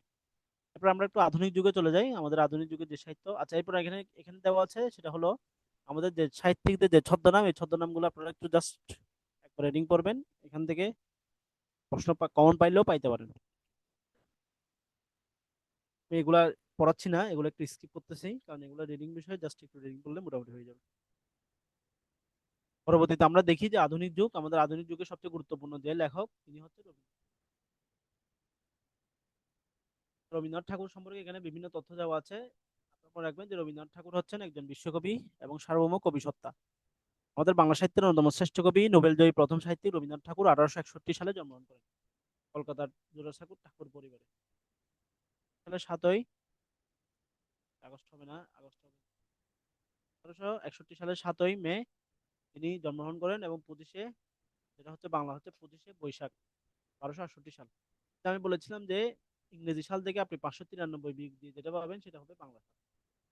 এখানে 593 মাইনাস করে যেটা পাবেন সেটা হলো বাংলা সাল। 1268 সালে তিনি জন্মগ্রহণ করেন। তার পিতার নাম দেবেন্দ্রনাথ ঠাকুর। তাহলে পিতার নাম এবং পিতামহের নাম, এই দুইটা নাম আমাদের পরীক্ষায় কিন্তু এই দুইটা ভুল হয়ে যায়। পিতার নাম কোনটা, পিতামহের নাম কোনটা? তাহলে তার পিতার নাম হলো দেবেন্দ্রনাথ ঠাকুর এবং তার পিতামহ হচ্ছে ধারকনাথ ঠাকুর এবং মায়ের নাম হলো সারদা দেবী এবং দাদির নাম হলো দিগম্বরী দেবী। এই হচ্ছে 14 এটা আমরা জানি যে এখানে সবচেয়ে ইম্পর্টেন্ট হলো রবীন্দ্রনাথের আদি বংশ। রবীন্দ্রনাথের আদি বংশ ছিল কিন্তু কুশারী ছিল। অর্থাৎ আমরা যে ঠাকুর বলি রবীন্দ্রনাথ ঠাকুর, রবীন্দ্রনাথের পাশে যে ঠাকুর, তাদের আদি পুরুষ কিন্তু ঠাকুর ছিল না, তাদের আদি পুরুষ ছিল জগন্নাথ কুশারী। জগন্নাথ কুশারী ছিল রবীন্দ্রনাথের আদি পুরুষ এবং পরবর্তীতে তিনি একটা মুসলিম ধর্মের নারীকে বিয়ে করে তিনি ধর্মচ্যুত হন এবং ধর্মচ্যুত হয়ে তিনি ব্রাহ্মণ যে ধর্ম, এই ব্রাহ্মণ ধর্ম থেকে তাকে কিন্তু কি করা হয়, সমাজ থেকে বিচ্যুতি করা হয়। এবং সমাজ থেকে বিচ্যুতি ব্রাহ্মণদেরকে মূলত পিরালি বলা হয়। এবং রবীন্দ্রনাথ ঠাকুরের যে আদি পুরুষ জগন্নাথ কুশারী তিনি ছিলেন একজন পিরালি ব্রাহ্মণ ভূত। পিরালি ব্রাহ্মণ হওয়ার কারণে তাকে সমাজ থেকে বিচ্যুত করা হয়েছে। পরবর্তীতে তারই বংশ কলকাতায় জোড়াসাঁকোর এসে তারা হচ্ছে কি করে ঠাকুর ঠাকুর উপাধি লাভ করেন। এবং এই যে জগন্নাথ কুশারী, এই জগন্নাথ কুশারীর আদি নিবাস ছিল খুলনা জেলার রূপসা উপজেলার পিঠাভুগ যে গ্রাম, সেই পিঠাভুগ গ্রামে। রবীন্দ্রনাথ ঠাকুরের আদি নিবাস ছিল কোথায়? রবীন্দ্রনাথ ঠাকুরের পূর্বপুরুষের আদি নিবাস ছিল খুলনা জেলার পিঠাভুগ গ্রামে। এবং সবচেয়ে ইন্টারেস্টিং বিষয় হচ্ছে যে রবীন্দ্রনাথের যে দাদা, রবীন্দ্রনাথের যে আদি পুরুষ জগন্নাথ কুশারী যেখান থেকে বিয়ে করেন, রবীন্দ্রনাথ ঠাকুরও কিন্তু ওই অঞ্চল থেকে বিয়ে করেন। রবীন্দ্রনাথ ঠাকুরের যে স্ত্রী মৃণালী দেবী, তিনি কিন্তু খুলনা জেলার রূপসা উপজেলার। তারপর আমরা দেখি রবীন্দ্রনাথের ছদ্মনাম। আপনারা ভানু সিংহ ঠাকুর সম্পর্কে অনেকে জানেন, এর বাইরে অন্নকালী পাকরাশি, শ্রীমতী মধ্যমা এবং দিকশূন্য ভট্টাচার্য, এই তিনটা নাম কিন্তু মুখস্থ রাখবেন। আমি যে জিনিসগুলোর নিচে আন্ডারলাইন করে দিচ্ছি লাল কালি দিয়ে, এই বিষয়গুলো আপনারা মনে রাখবেন, পরীক্ষার জন্য গুরুত্বপূর্ণ।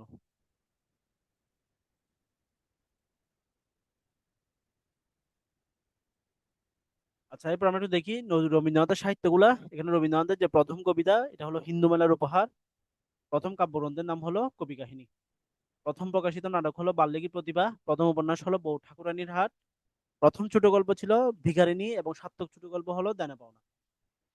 এখানে আমাদের তার যে কবিতাগুলো রয়েছে, এই কবিতাগুলোর সাধারণ বৈশিষ্ট্য দেওয়া আছে। আপনারা এই বৈশিষ্ট্যগুলো একটু দেখে ফেলবেন, একটু রিডিং করে ফেলবেন। মোটামুটি আমি এই বৈশিষ্ট্যগুলো এগুলো সম্পর্কে আর আলোচনা করছি না। এখানে জাস্ট এই মোটামুটি এনটিআরসির জন্য এতটুকুই এনাফ। আপনারা জাস্ট একবার পরে রিডিং করে ফেললে মোটামুটি এটা হয়ে যাবে।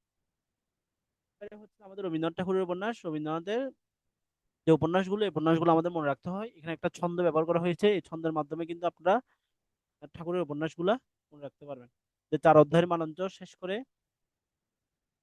চতুরঙ্গের দুই বোন বউ ঠাকুরানীর হাতে যোগাযোগ করতে গেল, পথে নৌকা ডুবির কারণে শেষের কবিতা হারিয়ে ফেলায় রাজস্বী ঘোড়া সহ ঘরে বাইরে সবার করুণায় চোখের বালিতে পরিণত হলো। এই ছন্দটা একটু মনে রাখবেন, এই ছন্দের মাধ্যমে আপনারা রবীন্দ্রনাথ ঠাকুরের যে উপন্যাসগুলো, এই উপন্যাসগুলা করতে পারবেন। আরেকটা বিষয় হচ্ছে যে এনটিআরসির মধ্যে কিন্তু রবীন্দ্রনাথের চরিত্র আসে, উপন্যাসের চরিত্রগুলো আসে। তাহলে এই চরিত্রগুলোর ক্ষেত্রে আমি যেগুলো আপনাদের দাগাই দিচ্ছি, যেমন চোখের বালি, যোগাযোগ, এর বাইরে খুব গুরুত্বপূর্ণ। এই চারটা উপন্যাসের এই চারটা উপন্যাসের আপনারা এই চরিত্রগুলো মনে রাখবেন। আপনারা যদি কেউ যদি এই বৈশিষ্ট্যগুলো স্কিপ করতে চান তাহলে স্কিপ করতে পারেন, এটা তেমন ইম্পর্টেন্স নাই, কিন্তু এই চরিত্রগুলো মনে রাখতে হবে। এই চারটা উপন্যাস এটা কিভাবে মুখস্থ রাখবেন সেটা আপনারা জানেন। এই চারটা উপন্যাসের এই চরিত্রগুলো কিন্তু মাস্ট মনে রাখতে হবে। এবং আপনি এনটিআরসির মধ্যে দেখেন, জব সলিউশনের মধ্যে যে চরিত্রগুলো থেকে কিন্তু সবচেয়ে বেশি। তারপর আমরা যদি দেখি রবীন্দ্রনাথের নাটক, রবীন্দ্রনাথের অনেকগুলো নাটক রয়েছে, তার মধ্যে কিছু নাটক রয়েছে রূপক এবং সাংকেতিক নাটক, কিছু নাটক কাব্যনাট্য এবং গীতিনাট্য। তাহলে এখান থেকে আপনারা এই যে রক্তকরবী, চিত্রঙ্গদা, এই দুইটা নাটক মনে রাখলে মোটামুটি হয়ে যাবে। বিশেষ করে রক্তকরবী নাটকটা সবচেয়ে বেশি পড়বেন। আর যারা সামনে বিসিএস পরীক্ষা দিবেন ওদের কিন্তু রক্তকরবী নাটকের সামগ্রিক বিষয় কিন্তু জেনে যেতে হবে, কারণ আমাদের লাস্ট তিনটা বিসিএস এ কিন্তু রক্তকরবী নাটক থেকে একটা প্রশ্ন আসছে, এটা একটু খেয়াল রাখতে হবে। আচ্ছা, এবার আমরা একটু দেখি পরবর্তীতে প্রহসনগুলো রয়েছে, ছোট গল্পগুলো রয়েছে। এই ছোট গল্পগুলোর মধ্যে বিভিন্ন ধরনের ছোট গল্প রয়েছে, কতগুলো রয়েছে প্রেম সম্পর্কিত, কতগুলো সমাজ সংস্কারক বা সমাজ সমস্যা সম্পর্কিত, এবং কতগুলো ছোট গল্প রয়েছে যেগুলো অতিপ্রাকৃত। এখন আপনারা আমাকে একটু বলেন যে অতিপ্রাকৃত গল্প বলতে কি বোঝানো হয়েছে। আপনারা প্রেম সম্পর্কে বোঝেন, সমাজ সম্পর্কিত বোঝেন, কিন্তু অতিপ্রাকৃত গল্প বলতে কোন ধরনের গল্পকে বোঝায়? দেখি আপনাদের ধারণা আছে কিনা একটু দেখি।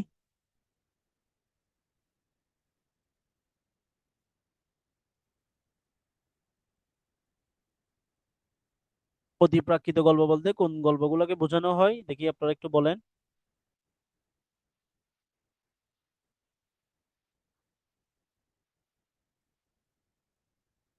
আচ্ছা, অতিপ্রাকৃত গল্প হচ্ছে যে প্রকৃতির যে ধরনের গল্পগুলোর চরিত্র হচ্ছে সাধারণ নয় অসাধারণ, অর্থাৎ যে গল্পগুলোর অস্তিত্ব নেই, যে চরিত্রগুলোর অস্তিত্ব নেই কিন্তু এগুলো অসাধারণ, সেই চরিত্রগুলো অর্থাৎ অবাস্তব, যেগুলো অকল্পনীয়, সেই গল্পগুলোকে বলা হয় অতিপ্রাকৃত গল্প। তো অতিপ্রাকৃত গল্পগুলো মনে রাখবেন আপনার ক্ষুদিত পাষাণ এবং জীবন ও মৃত, এই দুইটা গল্প মনে রাখবেন। এছাড়াও সমাজ সম্পর্কিত প্রত্যেকটা এখানে যতগুলো গল্প দেওয়া আছে, আমাদের এখানে যতগুলো, রবীন্দ্রনাথ অনেকগুলা ছোট গল্প লিখেছেন, প্রায় 163টার মতো ছোট গল্প লিখেছেন। এর মধ্যে আমাদের যে গুরুত্বপূর্ণ যেগুলো পরীক্ষায় প্রায় সময় আসে, এই গল্পগুলো আমাদের মনে রাখতে হবে। এবং আমি পাশাপাশি এই গল্পগুলোর চরিত্র কিন্তু পাশে দিয়ে রেখেছি, আপনারা এই গল্পগুলোর চরিত্রগুলো একটু পড়ে নেবেন। তারপর প্রবন্ধ রয়েছে আমাদের, যেমন আত্মজীবনীমূলক রয়েছে, ভ্রমণ কাহিনী রয়েছে, এটা হচ্ছে আমার রবীন্দ্রনাথ ঠাকুর। তার পরবর্তী রয়েছে আমাদের ঈশ্বরচন্দ্র বিদ্যাসাগর। ঈশ্বরচন্দ্র বিদ্যাসাগরের ক্ষেত্রে আপনারা তার জন্মসালটা মনে রাখবেন। 1820 সালে পশ্চিমবঙ্গের মেদিনীপুর জেলায় বীরসিংহ গ্রামে তিনি জন্মগ্রহণ করেন। এছাড়াও তার পারিবারিক উপাধি ছিল ঈশ্বরচন্দ্র বন্দ্যোপাধ্যায়। তিনি সিগনেচার করতেন ঈশ্বরচন্দ্র শর্মা নামে, এবং তাকে ঈশ্বরচন্দ্র বিদ্যাসাগর উপাধিতে দেওয়া হয়েছিল মূলত সংস্কৃত কলেজ থেকে। ঈশ্বরচন্দ্র বিদ্যাসাগর রচিত প্রথম যে গ্রন্থ সেটা হলো বেতাল পঞ্চবিংশতি। এই গ্রন্থের মধ্যে তিনি সর্বপ্রথম আমাদের যে জ্যোতিচিহ্ন, সেই জ্যোতিচিহ্ন প্রয়োগ ঘটান। ঈশ্বরচন্দ্র বিদ্যাসাগরের গ্রন্থগুলোকে আমরা বিভিন্ন প্রকারে বিভক্ত করতে পারি। তার মধ্যে আপনারা মৌলিক গ্রন্থ এবং অনুদিত গ্রন্থ, এই দুইটা গ্রন্থগুলো ভালো করে একটু মনে রাখতে হবে। তাহলে প্রথম যে গ্রন্থ সেটা হলো প্রভাবতী সম্ভাষণ। প্রথম যে গ্রন্থ সে গ্রন্থের নাম কি? প্রভাবতী সম্ভাষণ। এটা ছিল তার প্রথম মৌলিক গ্রন্থ। এছাড়াও আত্মচরিত, ব্রজবিলাস এবং রত্ন পরীক্ষা, এই আমি যেগুলো দাগাই দিচ্ছি এগুলো একটু মনে রাখতে হবে। এই তিনটা গ্রন্থের নাম মনে রাখতে হবে। আর অনুবাদিত গ্রন্থের মধ্যে রয়েছে শকুন্তলা, এগুলো কোত্থেকে অনুবাদ করা হয়েছে সেটা মনে রাখতে হবে। যেমন শকুন্তলা, এটা কালিদাসের অভিগম শকুন্তলা নামক একটা অধ্যায় রয়েছে, সেই অধ্যায় থেকে অনুবাদ করা হয়েছে। এছাড়াও সীতায় বনবাস, যেটা রামায়ণের উত্তরকাণ্ড, এবং ভবভূতির উত্তম রামচরিত থেকে অনুদিত করা হয়েছে। এবং ভ্রান্তি বিলাসটা অনুদিত করা হয়েছে শেক্সপিয়ারের দ্য কমেডি অফ ইরোস নামক একটা গ্রন্থ থেকে। শিশু গ্রন্থের মধ্যে রয়েছে বর্ণপরিচয়, যেটাকে বলা হয় ক্লাসিক্যাল সাহিত্য। বর্ণপরিচয়টাকে বলা হয় ঈশ্বরচন্দ্র বিদ্যাসাগরের ক্লাসিক্যাল সাহিত্য। ক্লাসিক্যাল সাহিত্য মানে হচ্ছে যেটার অস্তিত্ব বর্তমান সময়কালেও বিদ্যমান রয়েছে, অর্থাৎ ভারতের বিভিন্ন অঞ্চলে কিন্তু বর্ণপরিচয়টা এখনো পড়ানো হয়, এই কারণে এটাকে ক্লাসিক্যাল সাহিত্য বা ক্লাসিক্যাল বই হিসেবে আখ্যায়িত করা হয়। আপনারা ভারতে যারা আছেন, ভারতে দেখবেন যে বিভিন্ন শিশু শ্রেণীতে এই গ্রন্থটা এখনো পড়ানো হয়, কারণ এটাকে বলা হয় ক্লাসিক্যাল সাহিত্য।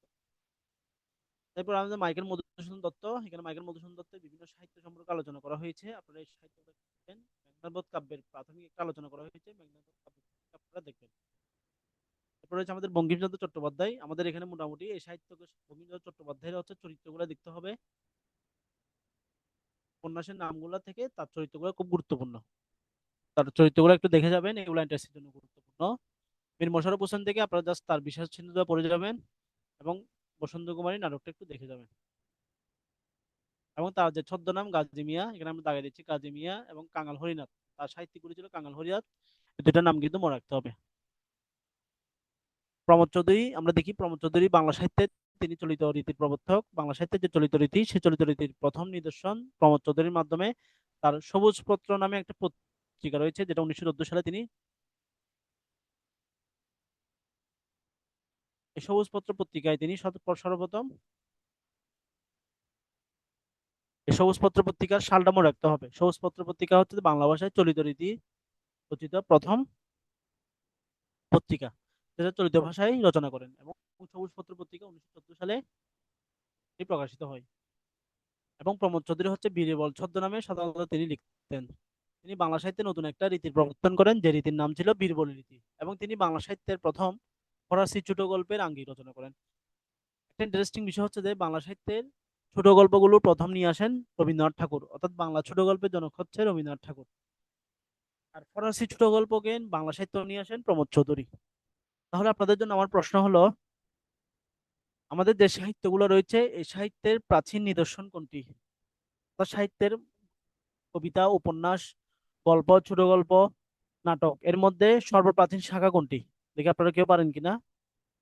বাংলা সাহিত্যের সর্বপ্রাচীন শাখা এবং আধুনিকতম শাখা কোনটি? যে প্রশ্নের উত্তর দেন তো আপনারা।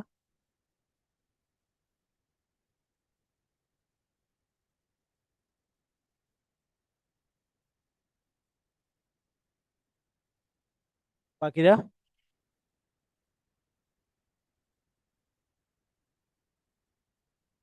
ওকে, বাকিরা? বাংলা সাহিত্যের সর্বপ্রাচীন শাখা এবং আধুনিক শাখা।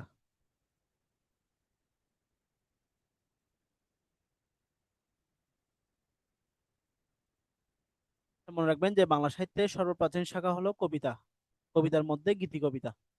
আর আধুনিক শাখা হলো ছোট গল্প। এই ছোট গল্পের জনক বলা হয় রবীন্দ্রনাথ ঠাকুরকে। আর ফরাসি ছোট গল্পের জনক হচ্ছেন আমাদের প্রমোদ চৌধুরী। প্রমোদ চৌধুরীর বিভিন্ন কাব্যগ্রন্থ রয়েছে, গল্প গ্রন্থ রয়েছে, প্রবন্ধ গ্রন্থ রয়েছে, এগুলো একটু মনে রাখবেন। এরপর হচ্ছে শরৎচন্দ্র, তারও উপন্যাস এবং চরিত্রগুলো আমাদের মনে রাখতে হবে। তার যে অনেকগুলো উপন্যাস রয়েছে, শরৎচন্দ্র মূলত বাংলা সাহিত্যে কথা সাহিত্যিক হিসেবে পরিচিত, এই কারণে তার উপন্যাসগুলো আমাদের মনে রাখতে হবে। এবং তার একটা গ্রন্থ রয়েছে যেটা হলো মন্দির, এটা হলো তার প্রথম গল্প গ্রন্থ। এই মন্দির গ্রন্থের জন্য তিনি কুন্তলিন পুরস্কার লাভ করেন। এগুলো আমি দাগাই দিচ্ছি। এবং শরৎচন্দ্রের কিছু ছদ্মনাম রয়েছে, অনিলা দেবী, অপরাজা দেবী, পরশুরাম, শ্রীকান্ত শর্মা, এই ছদ্মনামে কিন্তু তিনি লিখতেন। এরপর আমাদের মানিক বন্দ্যোপাধ্যায়, জসীমউদ্দিন, জসীমউদ্দিনের কাব্যগ্রন্থগুলো আপনারা একটু পড়ে নিবেন। তার প্রথম কাব্যগ্রন্থ হচ্ছে যে, প্রথম কবিতার নাম হলো মিলনের গান, সর্বাধিক বিখ্যাত কবিতা হলো কবর, আর প্রথম কাব্যগ্রন্থের নাম হলো রাখালি। এটা জসীমউদ্দিনের প্রথম কাব্যগ্রন্থ। এতে তার কিছু নাটক রয়েছে, ভ্রমণ কাহিনী রয়েছে, এগুলো জাস্ট একটু রিডিং পড়লে মোটামুটি হয়ে যাবে। রোকেয়া সাখাওয়াত হোসেন, ঈশ্বরচন্দ্র বিদ্যাসাগর, কাজী নজরুল ইসলাম। কাজী নজরুল ইসলামের প্রথম সাহিত্যগুলো একটু দেখতে হবে এবং তার হচ্ছে কাব্যগ্রন্থগুলো আমাদের মনে রাখতে হবে। আমি লাল কালি দিয়ে লিখেছি, এখানে যেগুলো দাগা দিচ্ছি। নজরুলের যে কাব্যগ্রন্থ রয়েছে 22টি, 22টি কাব্যগ্রন্থগুলোর নাম আমাদের এখানে একদম সুন্দর করে আমি বৈশিষ্ট্য সহ নিয়ে এসে লিখে নিয়ে আসছি। প্রথম হলো অগ্নিবীণা। অগ্নিবীণা হচ্ছে তার প্রথম কাব্যগ্রন্থ, যেটা 1922 সালে প্রকাশিত হয়। এবং এই অগ্নিবীণা কাব্যগ্রন্থের বিখ্যাত কবিতা হলো বিদ্রোহী কবিতা। অগ্নিবীণা কাব্যগ্রন্থ বিদ্রোহী কবিতাটি 1922 সালের, একটু ভুল আছে, এটা হলো, ভুল আছে, এটা হলো 6 জানুয়ারি। আমি এটা ট্যাক্স করে লিখে দিচ্ছি।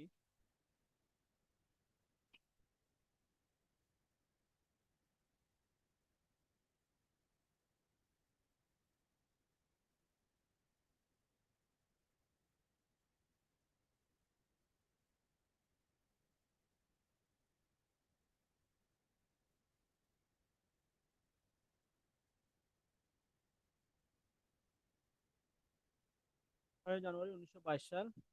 তো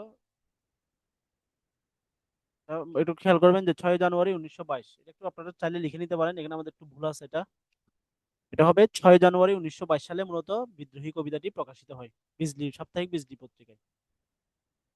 এছাড়াও অগ্নিবীণা কাব্যের প্রথম কাব্যের নাম হলো প্রলয় উল্লাস। মোট 12টার মতো কবিতা রয়েছে এখানে। তার মধ্যে প্রথম কবিতা হলো প্রলয় উল্লাস এবং শেষ কবিতার নাম হলো মোহন। শেষ কবিতা, আর প্রথম কবিতার নাম হলো প্রলয় উল্লাস। বাকিগুলো জাস্ট একটু পড়ে নিলে হবে, তা গুরুত্বপূর্ণ না। আপনাদের পরীক্ষা যদি আসে অগ্নিমিনা থেকে 15টা প্রশ্ন আসবে। আমাদের এটা হচ্ছে মোটামুটি একটা সামগ্রিকভাবে পিডিএফ দেওয়া দেওয়া, যাতে আপনারা অতৃপ্তি না হয়ে মোটামুটি পড়তে পারেন।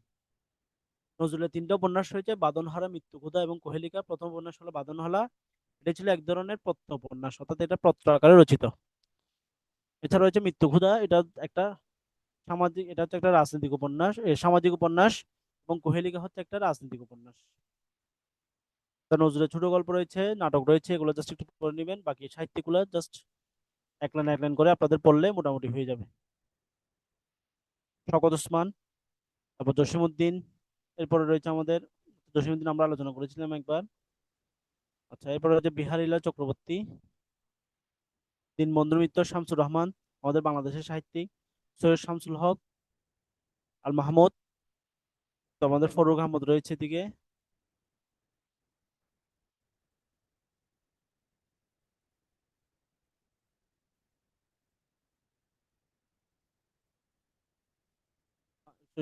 অর্থাৎ আমাদের গুরুত্বপূর্ণ যে সাহিত্যগুলা, আমরা গুরুত্বপূর্ণ সাহিত্যিকদের সম্পর্কে মোটামুটি একটা টেক্সট নিয়ে আসার চেষ্টা করেছি। আপনারা জাস্ট এগুলো একটু রিডিং করলে হয়ে যাবে, কারণ এগুলো আলোচনার বিষয় হচ্ছে, এগুলো হচ্ছে রিডিং পড়াটাই সবচেয়ে গুরুত্বপূর্ণ।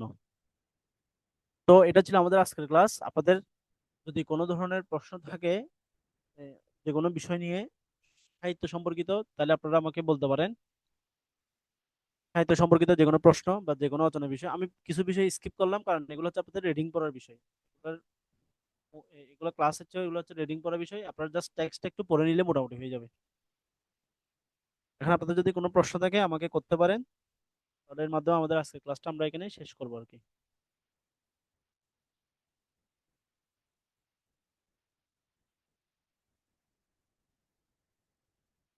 ঠিক আছে, তাহলে সবাই ভালো থাকেন। আপনারা অবশ্যই টেক্সট আমাদের লেকচার শিট গুলো পড়বেন। লেকচার শিট গুলো অনেক বেশি ইফেক্টিভ হবে এবং আপনাদের অনেক বেশি কাজে দিবে, এটা আমি দৃঢ় বিশ্বাস। এবং এখান থেকে ইনশাল্লাহ আপনারা আমাদের যে সাহিত্য, এই সাহিত্য থেকে 90 থেকে 95% ইনশাল্লাহ কমন পাবেন। সবার সাফল্য কামনা করে আজকের ক্লাসটা আমরা এখানে শেষ করছি। আসসালামু আলাইকুম।